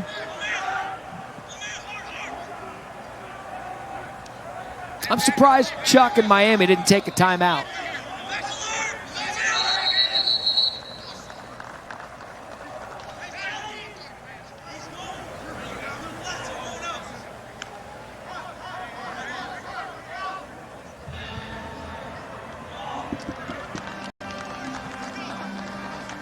And it looks like they were just getting up there, seeing if they were going to get them to move with a lot of that motion. You're going to try and pin them deep and end the half right here. You surprised that Miami wasn't a little more aggressive with the timeouts? They've got all 3. You can't take them with you. You would have expected, especially with Buffalo going to the air a couple of times, or excuse me, keeping it on the ground, that drive. Not going to bail them out there. Again, a little surprised with both teams right here. They took the delay game penalty. Offense, 5-yard penalty, 4th down. Since the clock was running when the foul occurred, this requires a 10-second runoff. Please set the game clock to 39 seconds, and it will start on my signal. And we've seen it throughout the first half, and we noted it. And the Miami's had a couple of big drops. And so they've been able to move the ball, just not execute the play, if that makes sense. So with 3 timeouts, able to stop them on that 3rd down. But I'm with you. It appears both sides are content going into the half with this thing at 14-7.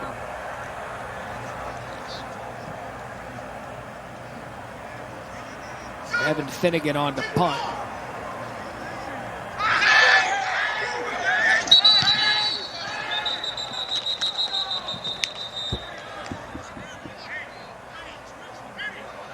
Poor execution here as you're trying to milk time off that clock. Flinching before the snap. These are the kind of things, remember, it's the 2nd football game of the year for everyone in the MAC. Ball start, offense, number 6, 5-yard penalty, 4th down. Please set the game clock to 15 seconds. We had talked about it a little bit in the first quarter, how there isn't a crowd on hand there in Buffalo. And there are times when we're laying out and we're not talking, you can really hear the communication between defensive line, offensive line. You heard the yelling when the players jump. Sometimes you get a really intimate taste of what it's like to be out there. Not to run off the clock 10 seconds, therefore the clock will start on the snap. Honestly, at this point, surprised they didn't give the 10 seconds away. Everyone seems content to go in and start making halftime adjustments. You know, for being content for going to halftime, this hasn't gone to halftime too quick, has it? It's a fair point. More so we'll get this punt off eventually. I'm just excited to see Nabil Kareem at halftime. Trevor Maddox in there talking ball. Pressure comes. Finnegan able to get off the punt.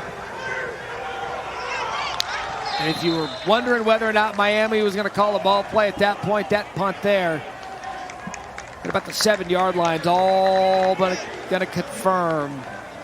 We'll see A.J. Mayer bang a knee. And they'll get into the half after scoring on their last possession to make it a one-score game. Little big things right there, that last sequence for special teams on Buffalo. False start on the punt right there, not letting the ball dribble all the way down.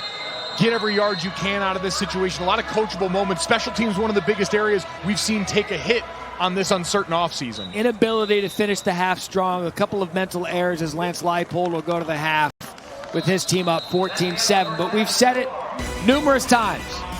Miami is always in the game. Nabil Kareem, Trevor Maddox will have halftime on the other side of the break. Second half from Buffalo in just a bit.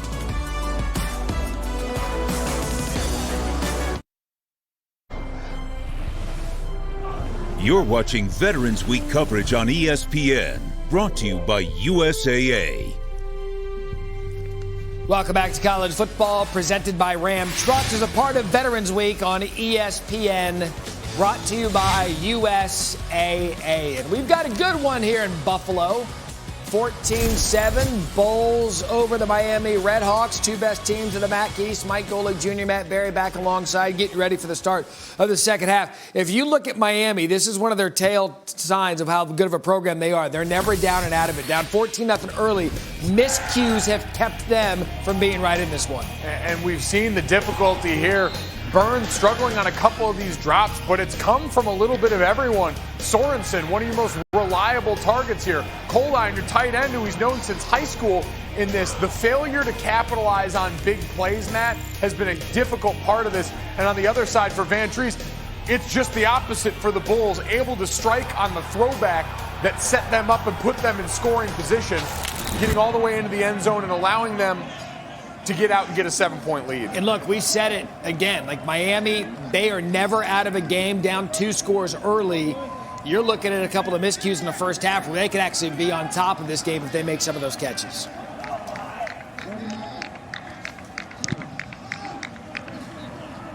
So Buffalo won the toss. They defer to the second half, so they're going to get the ball first. Good special teams there by Miami. Let's go to the third member of our team and say hello again to Paul Carcaterra.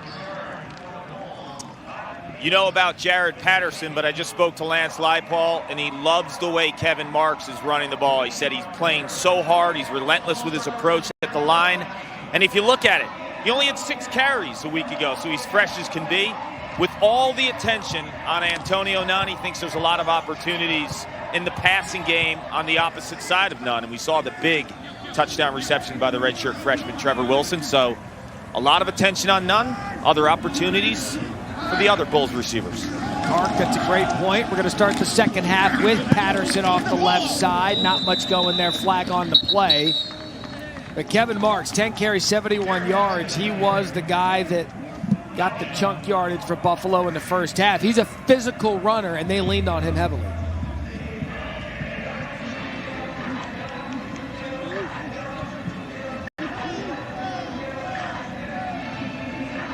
During the run, holding, defense, number 99. 10-yard penalty, which will result in a first down. Anthony Collier, the guilty party. Not one you often see right here, as you hear an angry coach somewhere down on the sideline holding called on the defense. A lot of times those defensive linemen, when they're trying to get into a double team of an offensive line, they'll hold that player trying to get up to the linebacker. Usually don't catch it. There they did. So no crowd, hot microphones. I'll give you the apology once for anything you may say or hear during a college football game from the coaching staff that's all fired up. And Matt, this is what I expected more of there. Jake Molinich, who's more of a fullback for them than a tight end necessarily, but they said don't let his appearance fool you. They took these online quizzes for the offense. It was a Kahoot test where everyone had to go through, and they said he scored higher than the quarterbacks. His knowledge of the complete base of this offense is unmatched. They said there's diversity. No question he will be a coach someday with his knowledge and love of the sport. Now 2nd and 4. And that's going to be Marks off the left side. You see what they're talking about with Kevin Marks Jr. Physical run, big play, first down Buffalo. Salopek on the tackle. And this is set up by Jarrett Patterson. That's why you have these two backfield sets here. Look at Patterson and watch him on this play as he's going to lead up and fit up on Weatherford right here, sticks him inside out, gives a great lane for his buddy Kevin Marks, who's usually the blocker in those two backfield sets. That's a great tendency breaker. The defense has seen 5 blocking for 26 out of those looks.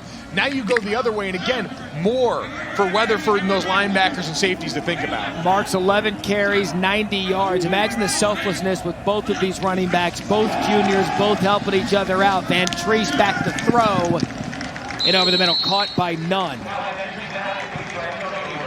And Matt, what we're starting to see now is wide to go in the middle, using all the attention that's going to your running back outside to create space in the middle of the field. You see everyone leaking outside because they see Patterson going out on that route. And speaking of Patterson, he's going to cut off the right side, and a nice move by Jarrett Patterson out of bounds, and Buffalo comes out of the locker room with 2 big runs by their running backs, Patterson and Marks, a play by none, and it's all systems go. Big hit by Molinich right here, laying the wood on the edge. And then Patterson, that quick stutter right there, that's what he does so well, change speeds in the open field. Give me the Mayockism you were talking about. Quicker than fast. I used to hear that all the time covering the combine. It's the perfect descriptor for him. It's exactly who he is. He's quick. He's got the quicks. He's not going to break you with some breakaway run, but he's going to be shifty. He's going to find his way to a couple of yards every time he touches it. It's just smart running, and you see him setting up in the inside, has the quickness to bounce outside. But when he gets a defender one-on-one, the O-line can account for their 5 guys. You get tight ends, they account for them. The running back's got a man in every run scheme, and he's almost guaranteed to make everyone miss.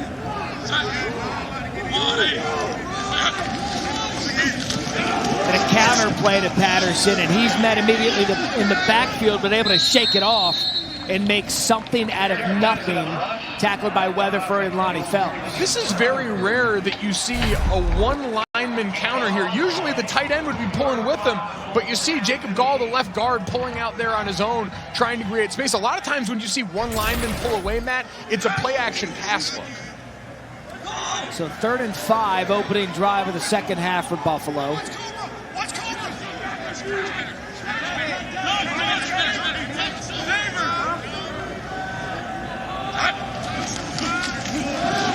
Quick throw, pulls it out of Patterson, and what a catch, what a play, Giovanni Ruiz.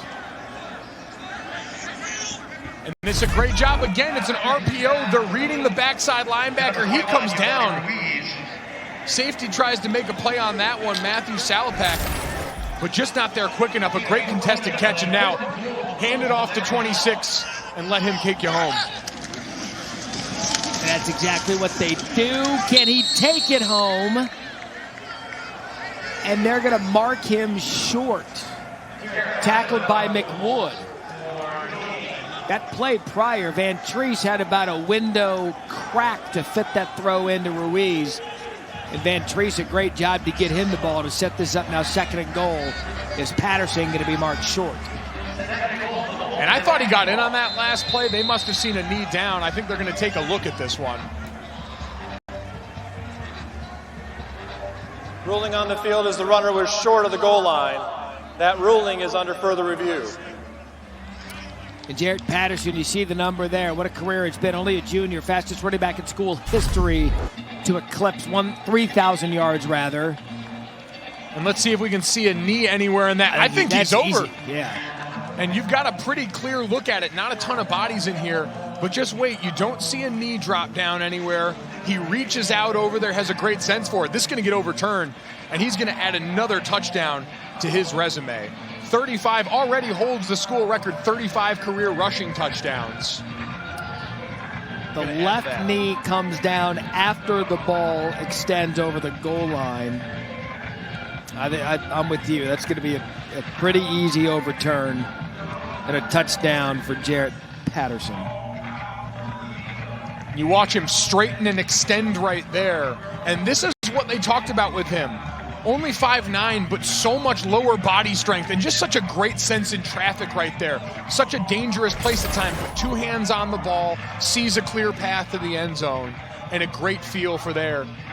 And now going to give them a 2-touchdown lead at this point. We mentioned you've got to start to really put some distance between yourself and Miami before you get to the fourth quarter, where we've seen them be dangerous and mount some comebacks. Yeah, any life for the Red Hawks is all the life they need.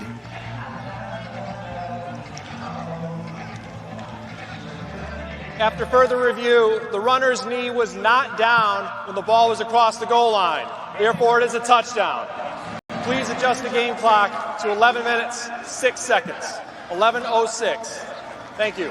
Effective opening drive for Buffalo out of the locker room. 9 plays, 80 yards, and a Jarrett Patterson touchdown, now up 20-7. A drive that starts with Jarrett Patterson as a blocker, springing a play for Kevin Marks, his backfield mate, and ends with him hammering it home, crossing that 3,000-yard mark, is a quintessential Bulls drive. Alex McNulty's extra point is good. So Buffalo comes out of the locker room. Ruiz, a great catch to get him near the goal line. Thread the needle does Van Treese, and then all Patterson from there. Buffalo up 21-7 to start the third.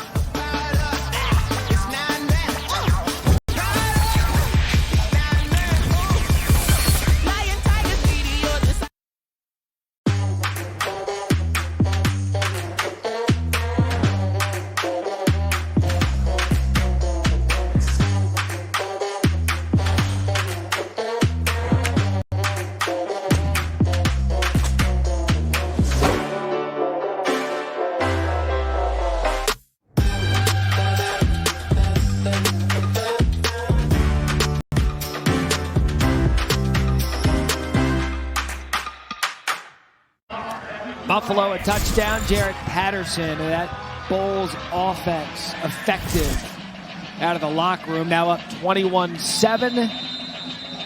Jalen Walker deep to receive the kick. Alex McNulty going to kick it deep. It's going to be Jalen Walker.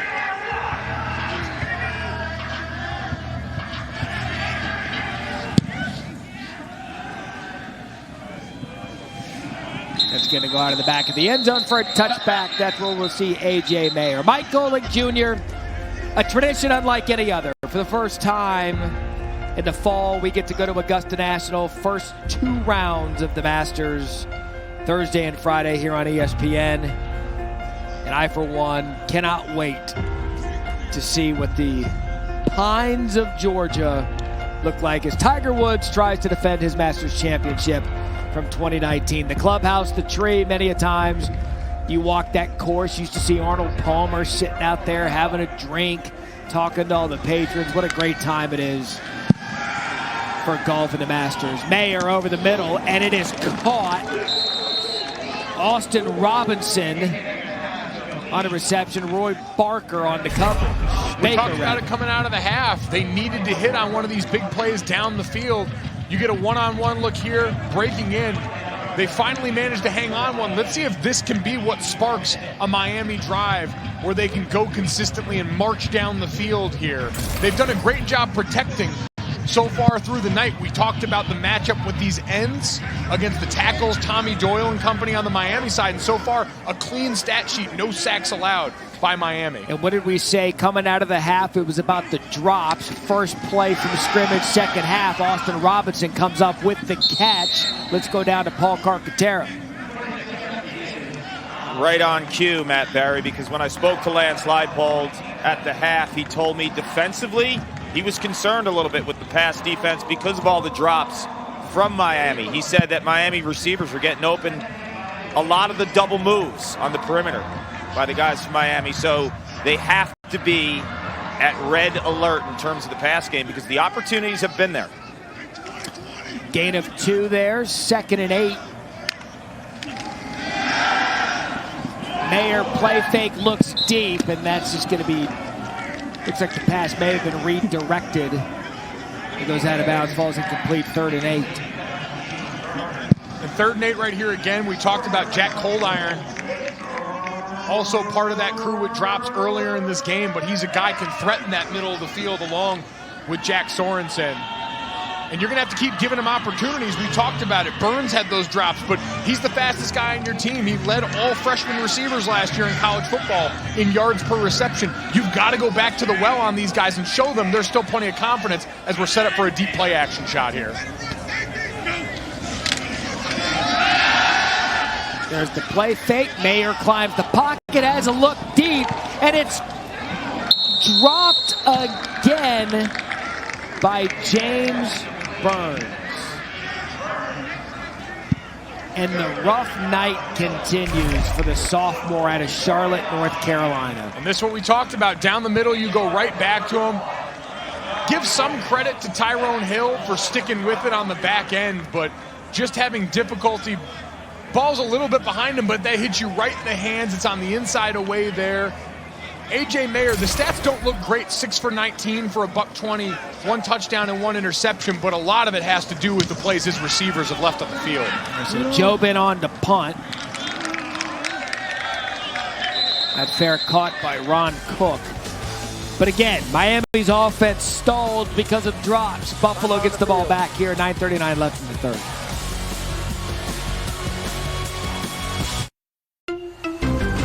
Drew, heard you've been auditing your business expenses. Yeah, it's my internet and phone bill. It just doesn't add up. I'm paying hundreds more per year than what I signed up for. It's all the hidden fees. No one ever told me that. Classic. Spectrum Business doesn't have any of that nonsense. No hidden fees, no contracts. Wow. Yeah. That sounds great, but I'm stuck in my contract, so... No. Spectrum Business will buy you out. Really? Really. Great. Man, I feel like it's April 16th. ESPN College Football, presented by Ram, is brought to you by USAA. This Veterans Day, join us in thanking those who served. And a look at some of the brave men and women from around the world sporting their school colors. At ESPN, we salute America's heroes for their incredible sacrifice and service to our country. Celebrating Veterans Week, presented by USAA. And on behalf of Mike Golick Jr., myself, and everyone on a part of this broadcast, can't thank our servicemen and women enough for everything they've done for our country. So 21-7, Buffalo. 9:39 left in the 3rd. Kevin Marks going to start this drive in the backfield for the Bulls.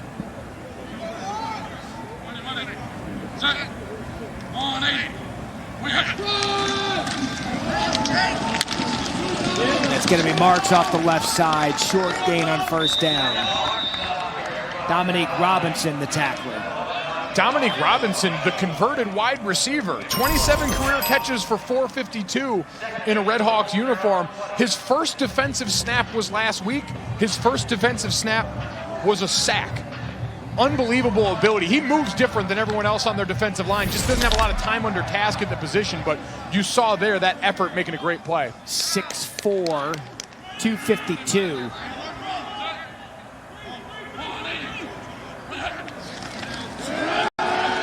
Second and 8. Van Treese over the middle has a man and a strike. Caught by Trevor Wilson. And that's just the difference on the night. The wide receivers for Buffalo making plays down the field, holding on to those contested catches. And they're taking advantage now. They're out there, 2 tight ends on the field, looking like they're loading up to run the ball. They've had some success on the ground. All of that leaning in their favor. They're rolling now with a chance to really put some distance between themselves and Miami here. Ray Thomas Ishman now at left guard for Buffalo and for Jacob Gall. That's going to be Marks again to the left side. Again, nice little 5-yard carry from Marks. Let's go back to the studio and Nabil Kareem. Guys, Bowling Green for a second straight game just taking a beating. The Golden Flashes pouring it on. 3-yard run. Marquez Cooper getting it in. 45-10 late in the third. This one's a final. Ohio beating Akron. 19 straight losses for the Zips, Matt. Not good. Well, Demontre Tugwell, he's a heck of a back for the Bobcats. I know you called that game last week. Matt Berry, Mike Golick Jr., Paul Carcaterra. Love being a part of the midweek Maction fun. So 2nd and 5, Van Treese, the boot in a rollout. And another strike, flag on the play.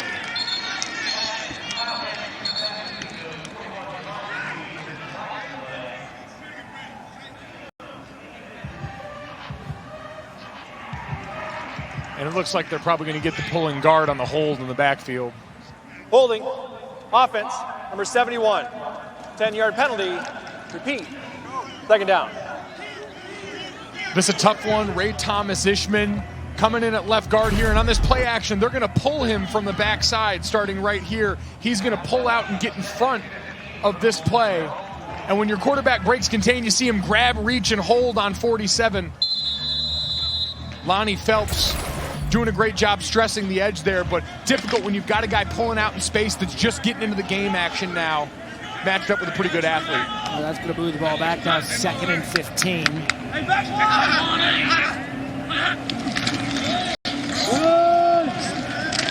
Marks off the right side, and a big hit there. Leveled on the play by Ivan Pace, gain of 5. Ivan Pace, who in an outing against Akron tied an NCAA record with 6 sacks in that game. Now, they had 12 sacks overall in that outing.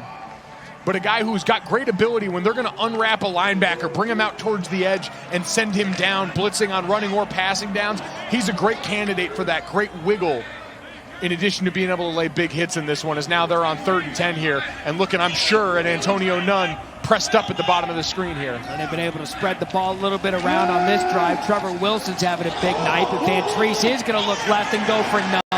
And that's what you talk about with Antonio Nunn, the athleticism to go up and get it. And a 1st down for Buffalo. Gain of 25. The strength of his hands on this one. Just working the whole way, hand-fighting quarterback, puts that ball behind, and he works around. Strong hands through the top, maintaining control here. And this is just a great job by the quarterback, giving him a chance. He knows, worst case scenario, he ends up playing back through the defender who's looking at Nunn. You get a pass interference penalty, and you're moving either way. So nice execution on the 2nd drive of the 2nd half of Buffalo. Both running backs in now, Patterson and Marks. And it's going to be Marks up the left side again. Patterson blocking for him. Matt, that's a backfield set they've gone to a couple of times now. What have we seen every time? Tight end motions out to one side. The running back to that side ends up as the lead blocker. And eventually, we saw Kyle Van Treese. We know he's not the most fleet of foot, but everyone crashing down on that action, especially as we get towards the red zone, is going to be awfully inviting for a quarterback who, if he's got free space, he's going to be able to eat it up. No question about it.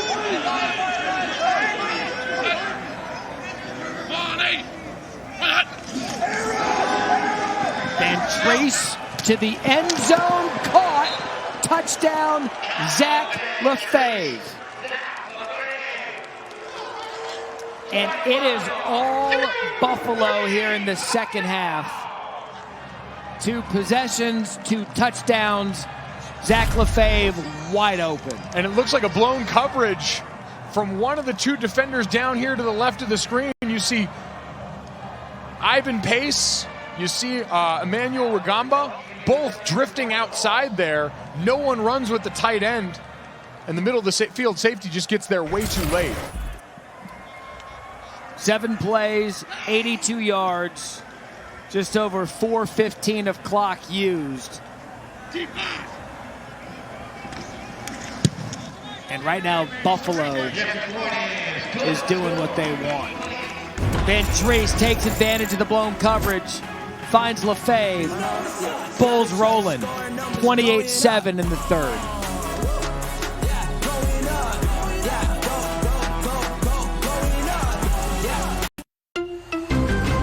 I'm here with Sophia, a small business owner. How's it going?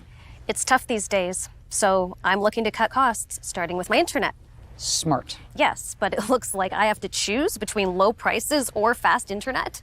That's nonsense. I need both. Yes, you do. Spectrum Business gives you both. Fast speeds come standard with their low prices. Am I seeing things? Just the truth. Beautiful, isn't it? 4 teams, 2 semifinals. New Year's Day, the college football playoff lives on ESPN. All Buffalo, 28-7. You talk about their running backs, Kevin Marks, Jared Patterson. Marks over 100 yards on the night. He and Patterson have combined for 5,000 yards and 58 touchdowns in the past 29 games. Mike Golick Jr., is that good? New high score? Is that bad? Did I break the game? Whew-wee. Look. Imagine being an offensive lineman getting to block for those hammers in the backfield.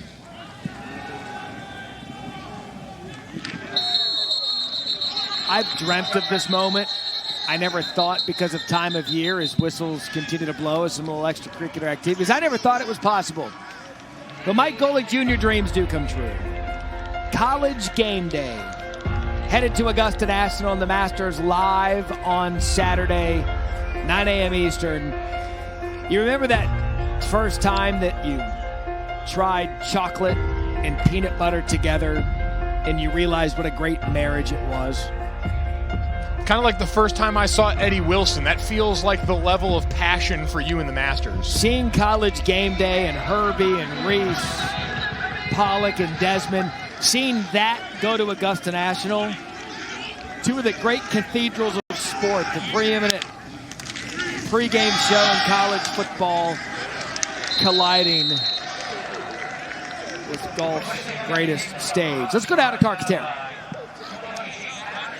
Well, Miami's top player, Tommy Doyle, he's not in right now. He's been favoring his left knee, it appears, and he's been pacing up and down, trying to make those explosive first steps, and to no avail.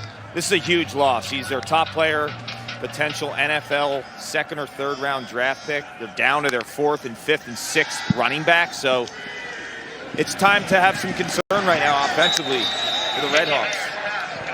And Kark, he was a player that we had talked to their coaching staff about, that had there not been a season, he was an opt-out candidate just because of his size and his ability to play at the next level. Him, Danny Godlewski, their center, and Emmanuel Rugamba had all declared for the NFL draft and then come back re-enrolled in this situation. And so now you're in third down without the 2 tackles that you were coming into this game with, trying to ask this group to hold up against great rushers. So here's Mayer trying to get out of the pressure, and he's unable to do it. Brought down by 95, Tyrese Woods, pressured by Malcolm Kuntz. And we've called Woods' name a couple of times tonight. He's having a good one. He is, but you look at Kuntz applying the real pressure at the beginning of that, working again against Caleb Schaefer, who's by trade a guard, outplaying right tackle in this offense, going up against the guy that led the MAC in sacks last year. It's just a difficult situation that was already coming into tonight, being one we watched, and now it's only gotten worse for Miami because of injury as the game's gone along. Dom Jobin to get on to punt to Ron Cook. Cook get a fair catch it there. 37-yard line. So fresh off, they make double overtime win over Clemson. Notre Dame squares off against Boston College Saturday, 3:30 Eastern. Then at 7:30, Wisconsin's back on the field after a couple of postponements because of COVID. They take on Michigan at the Big House, both games ABC, and the ESPN app. Excited to get another look at Wisconsin. We haven't seen them since that opening night, Friday night beatdown of Illinois, where Graham Mertz burst onto the scene for so many people. It was amazing. In for the already injured Jack Cohn, who was hurt during the preseason, their starter from last year. And for Michigan on the other side, just searching for answers that aren't there right now. Out-physicaled by an IU team that is ranked inside the top 10 and looking great so far. Wisconsin's won 6 of the last 10 meetings, but I'll tell you, that's probably to give to Patterson here off the left side. One of the bigger storylines to start the college football season, quite frankly. One, preseason rankings are a dangerous thing because it instills expectations on teams that may not be that good. And we know now by watching what we've seen out of Michigan, they're not that good. Penn State, not that good. And these are programs that have started off rough early, and I think it's because, one, the brand name attached to them, but two, are ranking it, to be perfectly blunt, they didn't deserve.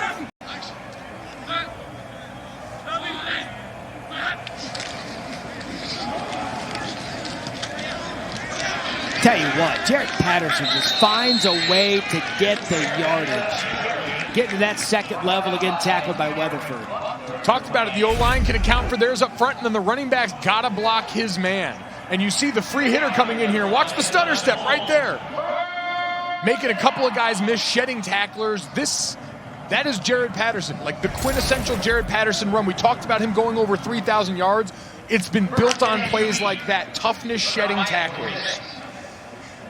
70 yards, 18 carries, couple of touchdowns for Patterson. Marks, 15 carries, 107 yards.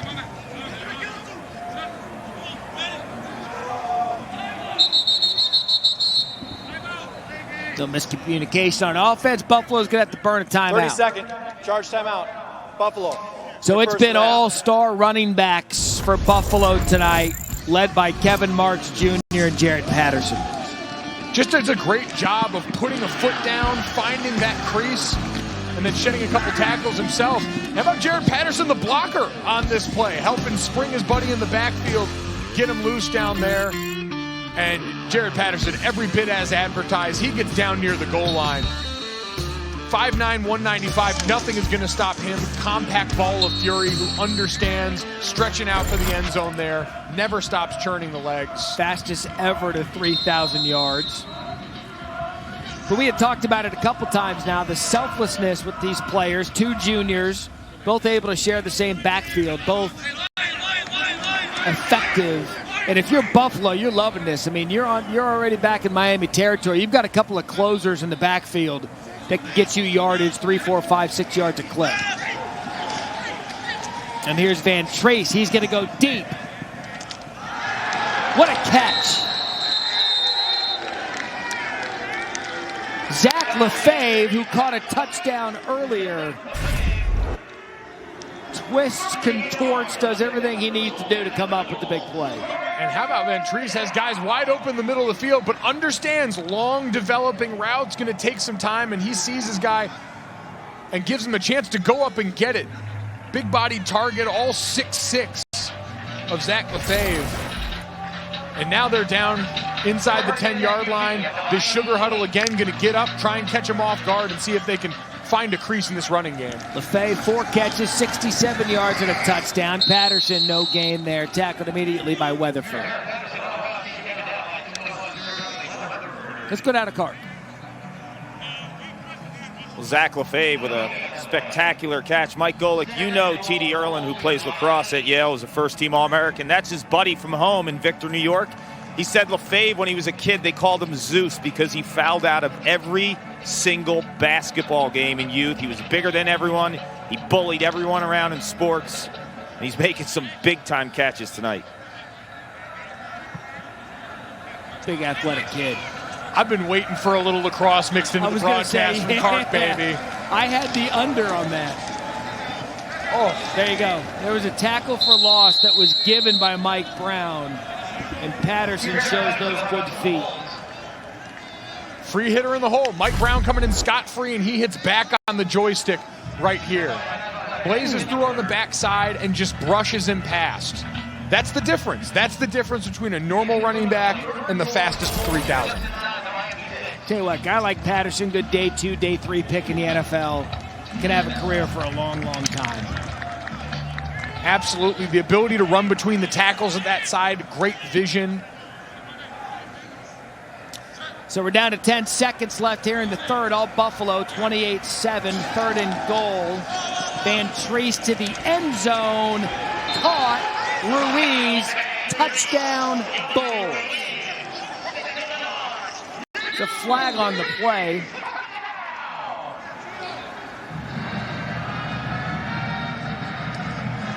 I think they're going to get the defense for maybe holding on the inside of this, but what an unbelievable contested catch by Ruiz, who's made a couple of tough ones on that last drive, set them up down inside the red zone, making a great play off the RPO in tight quarters. We pointed out over and over again, those plays, the difference on the night. Buffalo able to make them, Miami missing on more than a few big play opportunities. And a third quarter for Buffalo that closes out.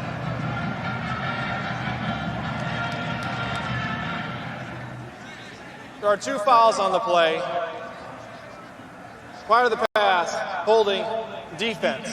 That penalty will be declined because the result of the play is a touchdown. After the play, unsportsmanlike conduct, offense, number 41, dispersed of the game. That 15-yard penalty will be enforced on the kickoff. All right, so the touchdown's going to stand in what's been a dominant third quarter. 21 unanswered points. And you see there the grab right at the top of that route before he breaks out. But still, to be able to concentrate, box out in that instance, turn it into a basketball play with the defender draped all over him. Making 41 look good on a wide receiver is a difficult task, and he's doing it tonight. Here's a curveball listed as 87, came out in 41. At this point, Ruiz can wear what he wants. And it is 35-7. We started the third quarter, and it was 14-7 Buffalo. And they've exploded for 21 points here in the third. Coming up next, Sports Center. Saw Kenny Mayne, John Boochcross out there in the newsroom. 2 SEC games pulled from the Saturday slate due to COVID. Heather Diddich, what that means, plus Big Ben also on the COVID list. And Tiger Woods, emotional from Augusta National, met with the media today, reliving that 2019 improbable Masters victory for Tiger. But I don't want to take away from Jackson Baltar. The backup kicker for Buffalo loves him some Gingham style. Guy has been all over it. Who cares if it's been years since that song was popular? You will not stop the hustle on the sideline.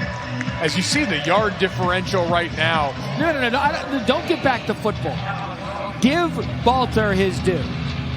I think we gave him more than his due in that instance. Score's 35-7. I don't give a damn right now about the total yards. I want Baltar to get the love that he deserves. The backup kicker. Listen, we've got more lacrosse talk to get to, Matt, on this one. Don't you stop a good backup kicker discussion to tell me the yard disparity from 459 to 161 between Buffalo and Miami.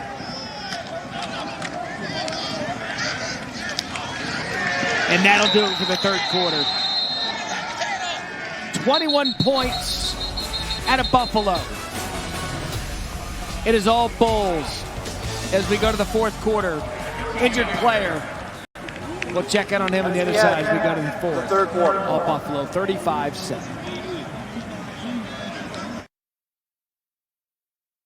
Did you know Spectrum Mobile is still the fastest growing mobile provider in the nation? More people are choosing Spectrum Mobile because it was built to save you money. Our unlimited and by the gig plans include unlimited nationwide talk and text, now with nationwide 5G included at no cost. And there are no additional taxes, fees, or contracts. You could save up to 40% when you switch. See why Spectrum Mobile is the fastest growing mobile provider in the nation. Visit SpectrumMobile.com today. Friends out there at Transit Drive-In Theater that's hosting the watch party for the game tonight. Use the hashtag BullsWatch. Send us some pictures from the Drive-In Theater. People out there having a good time, socially distanced, wearing masks. What a great idea. It's incredible. Who doesn't love a good drive-in? A.J. Mayer, incomplete. You know, it's a good point. Who doesn't love a drive-in? Been way too long since I've been to one. Need to remedy that soon. The perfect socially distanced activity. You turn the movie on in your radio in your car. Not exactly surround sound. You get to bring your own Dolby. snacks, though, which is always in my favor on that one. A cheaper option. Certainly you can buy in bulk in that situation. Yeah, you can bring a Costco bag of candy and popcorn.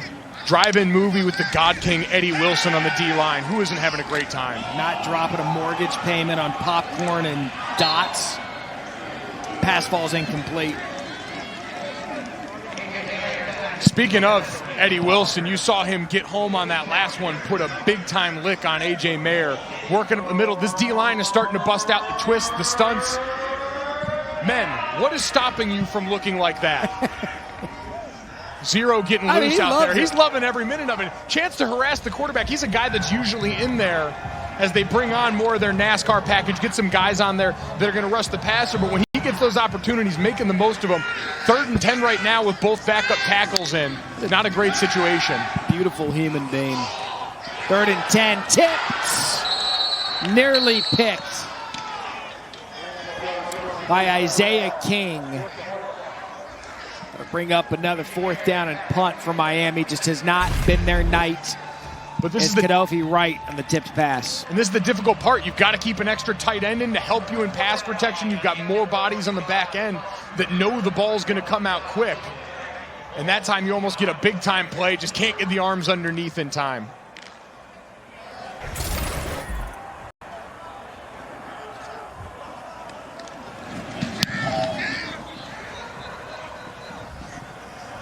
Another good punt.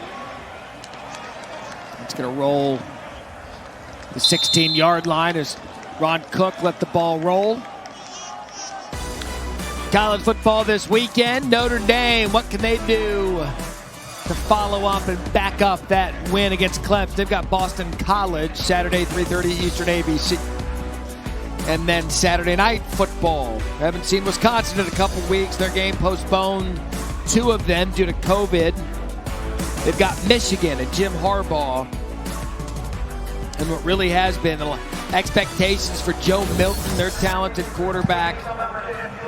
They have skill position, great backfield, good running back. Charbonnet coming off a great freshman year. They just have not been able to do anything.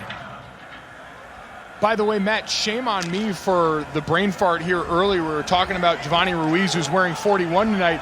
Buffalo picks a player to wear 41 in honor of Solomon Jackson, who passed away a couple of years ago. And in that instance, he's chosen to wear that tonight. So my apologies for a comment earlier on that, forgetting what that number means around this program and why Ruiz donning it tonight there.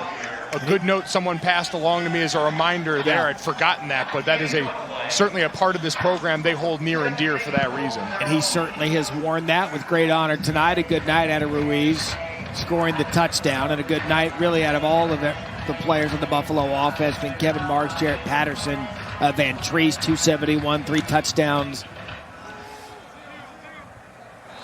But when we were giving the backup kicker Jackson Baltar love, you were talking about the yard disparity between the two teams. It's 461 from Buffalo, 161 from Miami. Van Treese rolls right, stays in, takes a hit, has a receiver. It's going to be Nunn.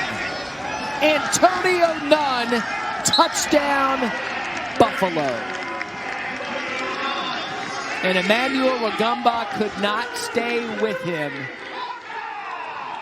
And we've been waiting for Antonio Nunn to break out. Now 5 catches, 137 yards, and that 82-yard score. Matt, we talked about this backfield set where you've got your tight end lined up here. He's going to motion out. And all night, this has been a running back lead by this team, where normally we'd see one of these guys blocking for the other. They finally go play action here and set up another play, rolling out. Quarterback avoids the hit just long enough to get a great dart downfield to Antonio Nunn. A great job. They've been setting that up all night. They've been seeing that backfield action all night out of that one, and they go deep on him to put a stamp on this night and now potentially go up 42-7. And how about Van Treese? You said it perfectly. Hung in just long enough to throw his 4th touchdown of the night. Now 353 yards throwing for Kyle Van Treese. We came into this game, their offensive coordinator, Andy Kotelnicki, told us the best defense is more offense, and we've seen it. Van Treese, none, 82 yards, all bowls, 42-7.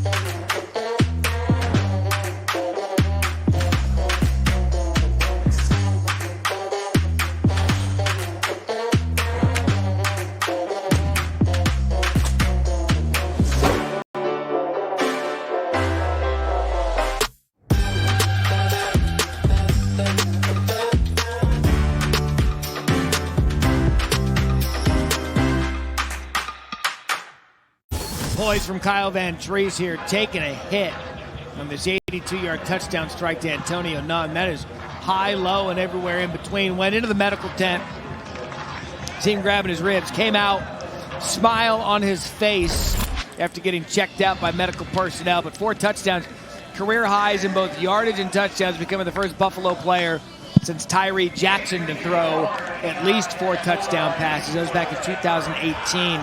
Tyree had 6 of them.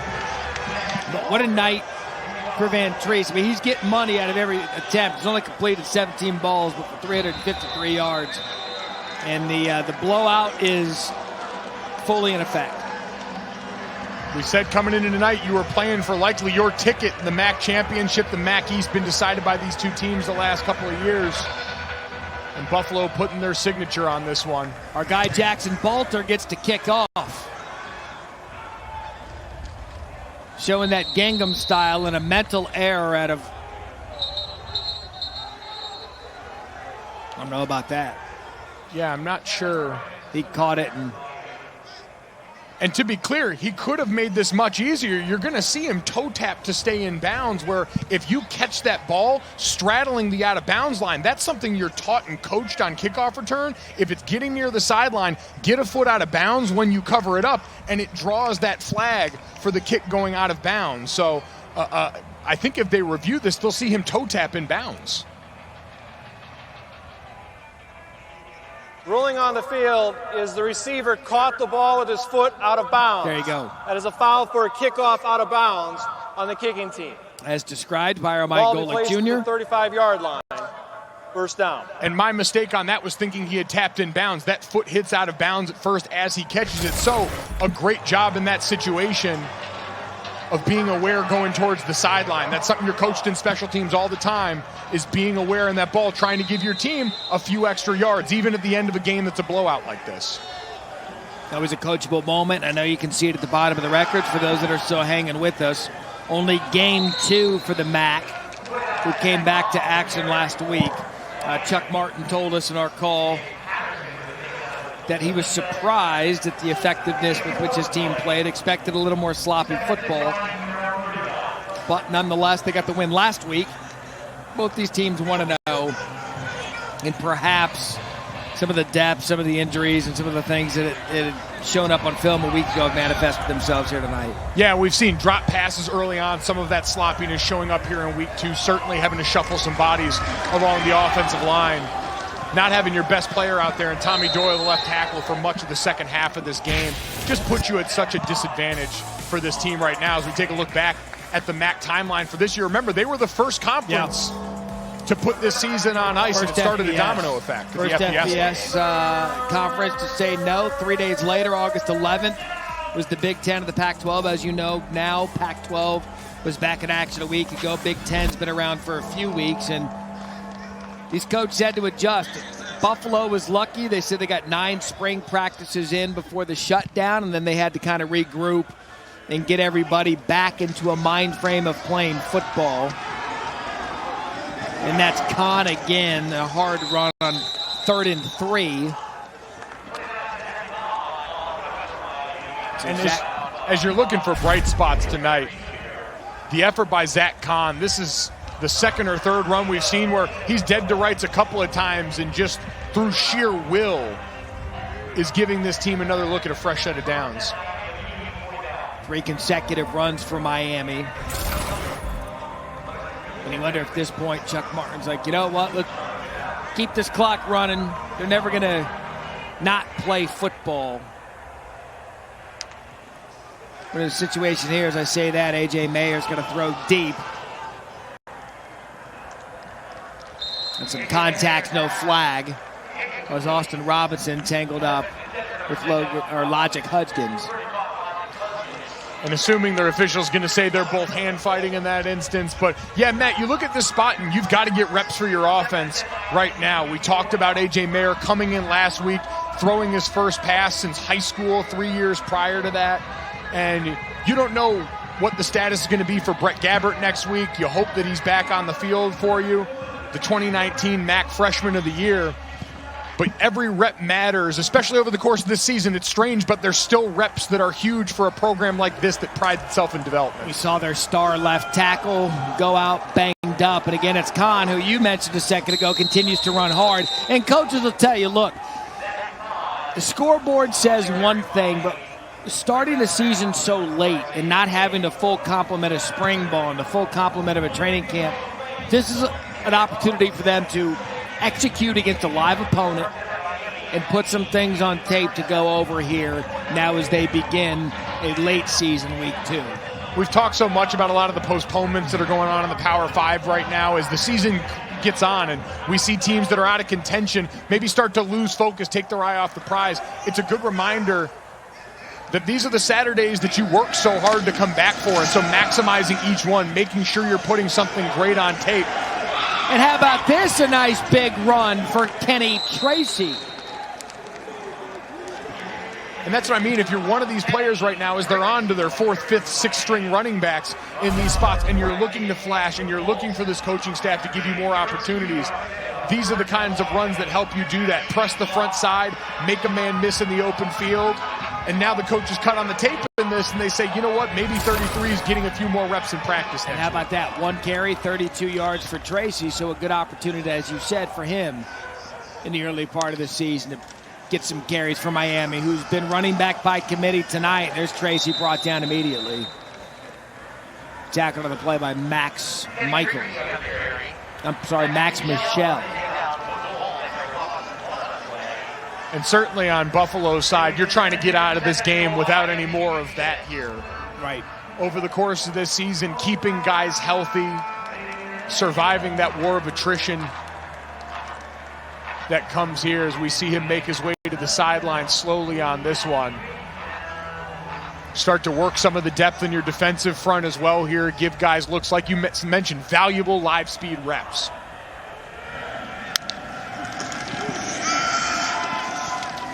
Second and goal.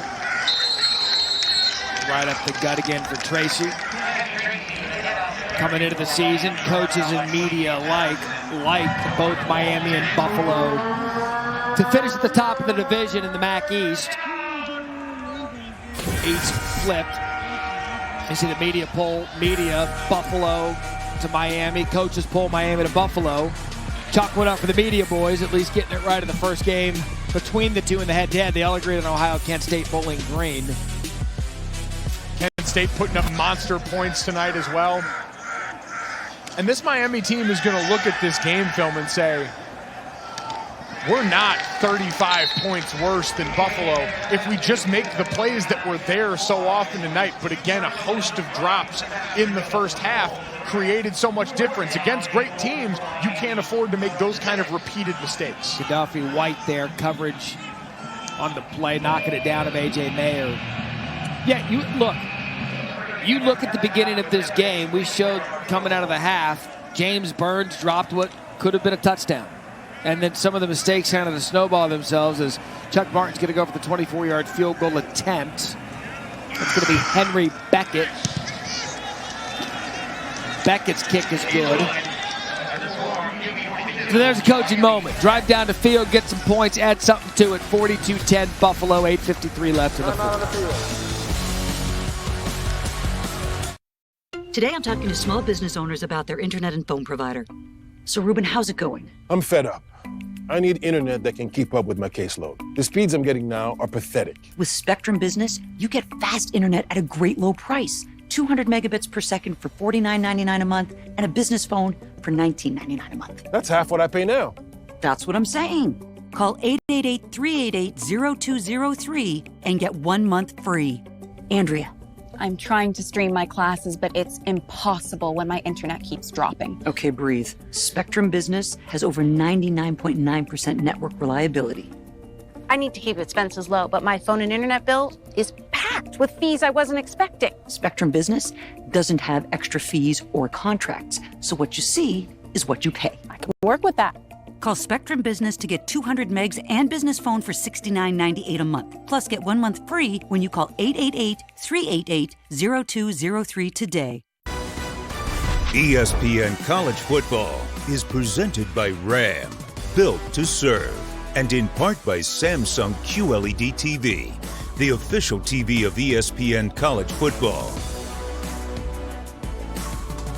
You're watching College Football, presented by Ram Trucks, part of Veterans Week on ESPN, brought to you by USAA.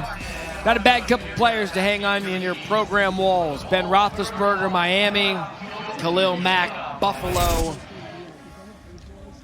Great article by our very own Harry Lyles today, looking back at Khalil Mack's time at Buffalo. A guy who just jumps off the screen every time you see him, a matchup nightmare. I had veteran tackles in the NFL saying they'd never seen guys lay hands on him. He is that elite. What's amazing is when he was jumping off the draft boards and they were talking about this guy from Buffalo, Khalil Mack, you're thinking, all right, this is good, but did he play the level of competition you need to be a top 5 pick? He's gone into the NFL. That guy's got Hall of Fame talent. He's just filthy.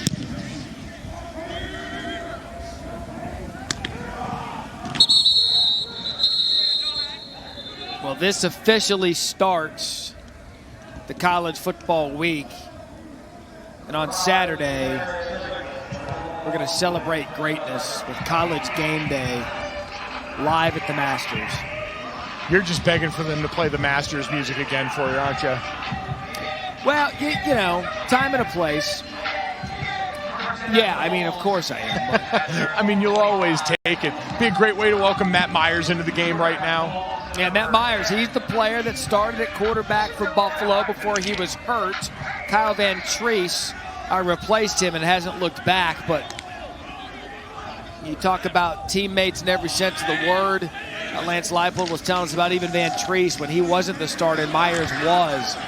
He didn't enter the transfer portal, didn't whine, didn't complain, took advantage of his opportunity. Is the give to Ron Cook off the left side. Looks like they're going to get some holding on the edge and bring this one back, but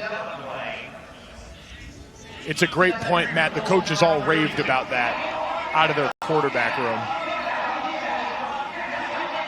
Holding, offense, number 62, 10-yard penalty, first down.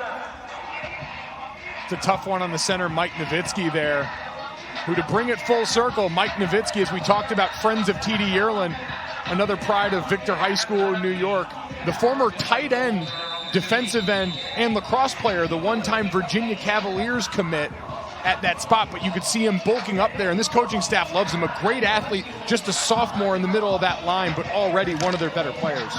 Got 2 lacrosse drops in there now. We saw him warming up with Matt Myers before Myers entered the game. Take some snaps, get it comfortable for him, and to give to Cook. Carr, come on, give me some more lacrosse. What do you got?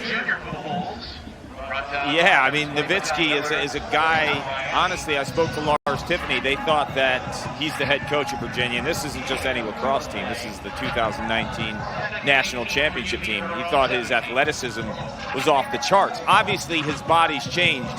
And Golick, you can relate to this. He was a tight end, so he's a big guy. He was going to be able to make plays on the lacrosse field because he's athletic enough. Obviously, not at this size, but TD told me he had to eat his way to this size, ordering double meals every single time they went out. And you see it paying off right there as he's leading the way for Ron Cook in this running back room still late in this game. I feel like you were just chumming the waters there with Cart to get into the lacrosse talk. Well, I mean, let's take a look at the big guy right here, eating his way to glory on this one. And you watch him working to the front side. Getting a reach on a guy that's lined up as a 2 or a 3 technique and pushing there is difficult business. And you see that skip pull that he's got in there? They give their O-line coach credit, saying he kind of invented that. It's something that makes them different there. But absolutely got to give the former lacrosse player love. And I disagree with Kark. I think he still would have plenty of athleticism to go get loose around goal line extended. You know, I thought you said something interesting when we had our meetings this week and we were talking about Nowitzki because, you know, Kark was on the call with us. We got into the lacrosse. And you said, you know, it sounds fun to be able to eat thousands of calories every day when you want, but really that can be miserable. Well, that was my life. I came into college as a 275, 280-pound offensive lineman, and you're working to try and stack weight onto these frames, and it means setting your alarm and waking up and eating when the clock tells you to. And it sounds great until you're eating every 2 hours. You're eating 5,500 plus calories You're eating like a newborn? Like, more or less. You set an alarm to eat. I would set an alarm, wake up around 5 a.m., chug a protein shake, and go back to bed. And then what? What did you eat when you woke back up? Everything. Everything, Matt. This sounds miserable. Waking up and chug a protein shake. It's officially Maction Tuesday. Spectrum is all about making it easier. And since we use our phones for everything, talking, texting, streaming, you can now also use it to manage your Spectrum services. Get the free My Spectrum app and easily make payments, update contact info, troubleshoot equipment, and get personalized chat support. The My Spectrum app is America's top-rated support app for internet providers. Download it from your app store today. One of the questions for Buffalo heading into 2020, their offensive line. They lost 3 starters, but they returned that big guy.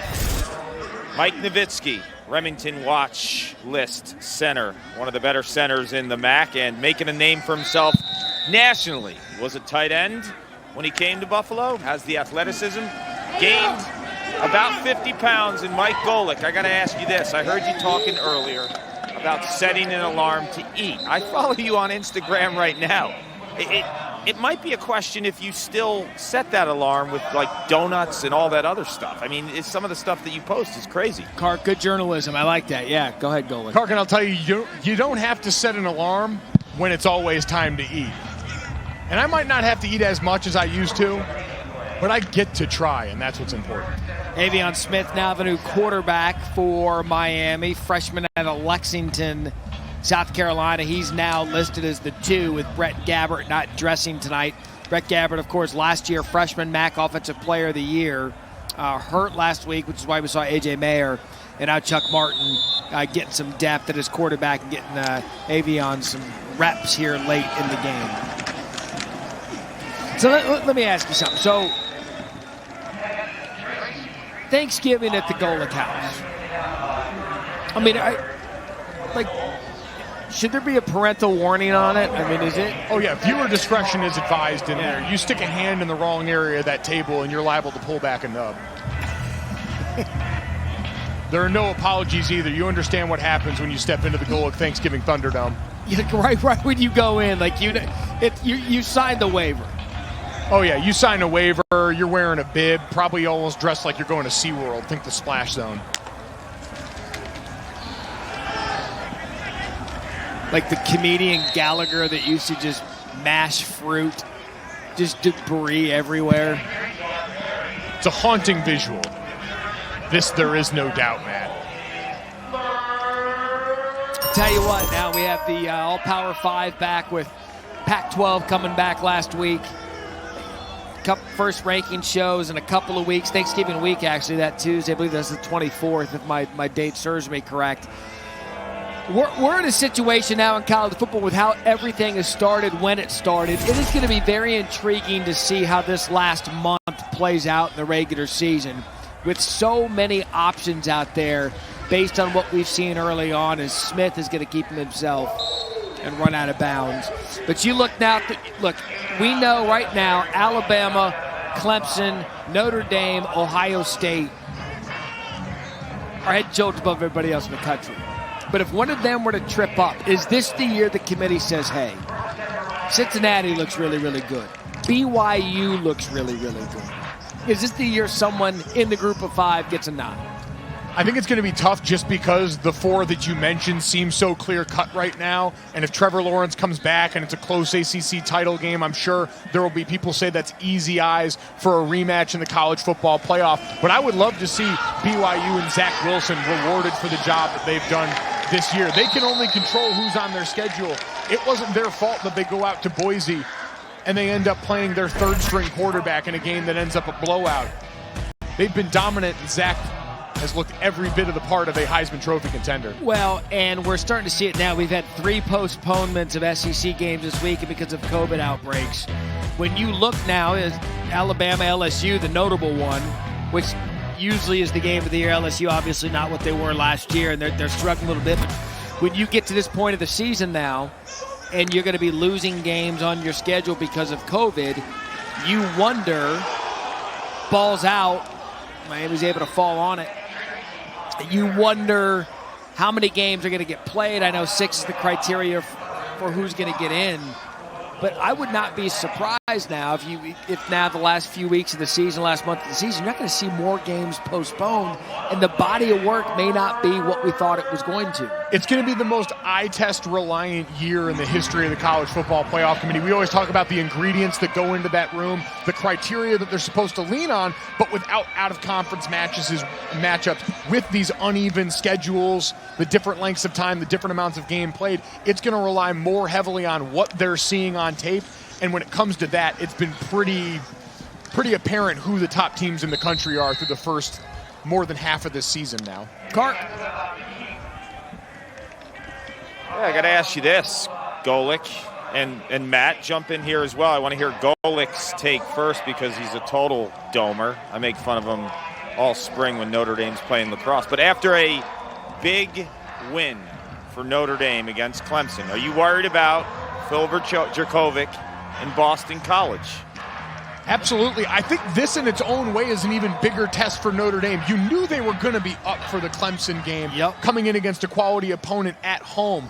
But now it's, do you have the maturity as a team after to approach Boston College with that same effort? Because if Notre Dame plays that caliber of game again, they should be able to beat Boston College handily. What a stop there on 4th down. Kyler Lang.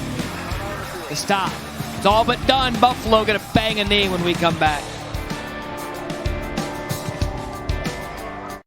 Welcome to Hanneman Family Funeral Homes and Crematory. I'm Craig Hanneman. And I'm Kay Hanneman. Our family has been serving families for over 100 years with compassionate, personalized, and affordable services during one of the most difficult times of our lives. We are here to help you plan a meaningful service to honor and celebrate your loved one's life with our full chapel, banquet hall, and crematory. Hanneman, a standard of excellence since 1912. We built Ford Super Duty, the most capable heavy-duty pickup ever. We built Ford F-150 with 375 horsepower and Ranger with the terrain management system. Because of this, you made Ford America's best-selling brand. From coast to coast, from the Great Lakes to the Gulf, at Spectrum Reach, we make local businesses big and big brands look local. Grow your business with the best content, insights, products, and people. Welcome to Spectrum Reach. Let us show you around the neighborhood. Let off the show about these Buffalo Bulls running backs. Kevin Marks Jr. and Jarrett Patterson did not disappoint. Really set the pace when you combine their yardage, 182 yards, 2 touchdowns. They've been a great job of getting this offense off and running, but can't sell Kyle Van Tree short, the quarterback. 353 yards and 4 touchdowns for him as well. A total of 554 yards of total offense for Buffalo. A complete performance by this team. We talked about Antonio Nunn, 5 receptions for 137 yards for him. It was Dylan McDuffie on the carry. Giovanni Ruiz, though, is only going to show up in the stat column with 3 catches for 27 yards and a touchdown, but making some big grabs in tight quarters. Did you want to, before we get out of here, did you want to say anything to Eddie Wilson before we leave, number 0, the preparation met opportunity tonight, Matt. We had talked about this at the beginning of the season. My hope for the number 0 as it's worn for the first time in college football this year allowed that it would only be by 320-pound plus defensive tackles, and Eddie Wilson is the first one we have encountered here in the wild. He represents the number well. He mucked up the inside all night for the Bulls here, occupied space, got some penetration, got a great hit on the quarterback, and did it in style all along the way. A salute to a thick king in Eddie Wilson. Have we anointed him our one true 0 king? As of right now, in the 0 power rankings, he stands alone at number 1. And Buffalo's going to stand alone tonight, 42-10 over Miami, in a series that's gone back and forth between the last 2 MAC East champions. And this one's going to go to Buffalo as they are going to move to 2-0 on the season, 42-10. Impressive stuff tonight out of Buffalo. Impressive. Leaned into their identity and made big-time plays down the field. You mentioned Van Treese was lights out when they had the opportunities to take a shot, and now they will continue to climb back towards where they believe they belong, in that MAC title contention.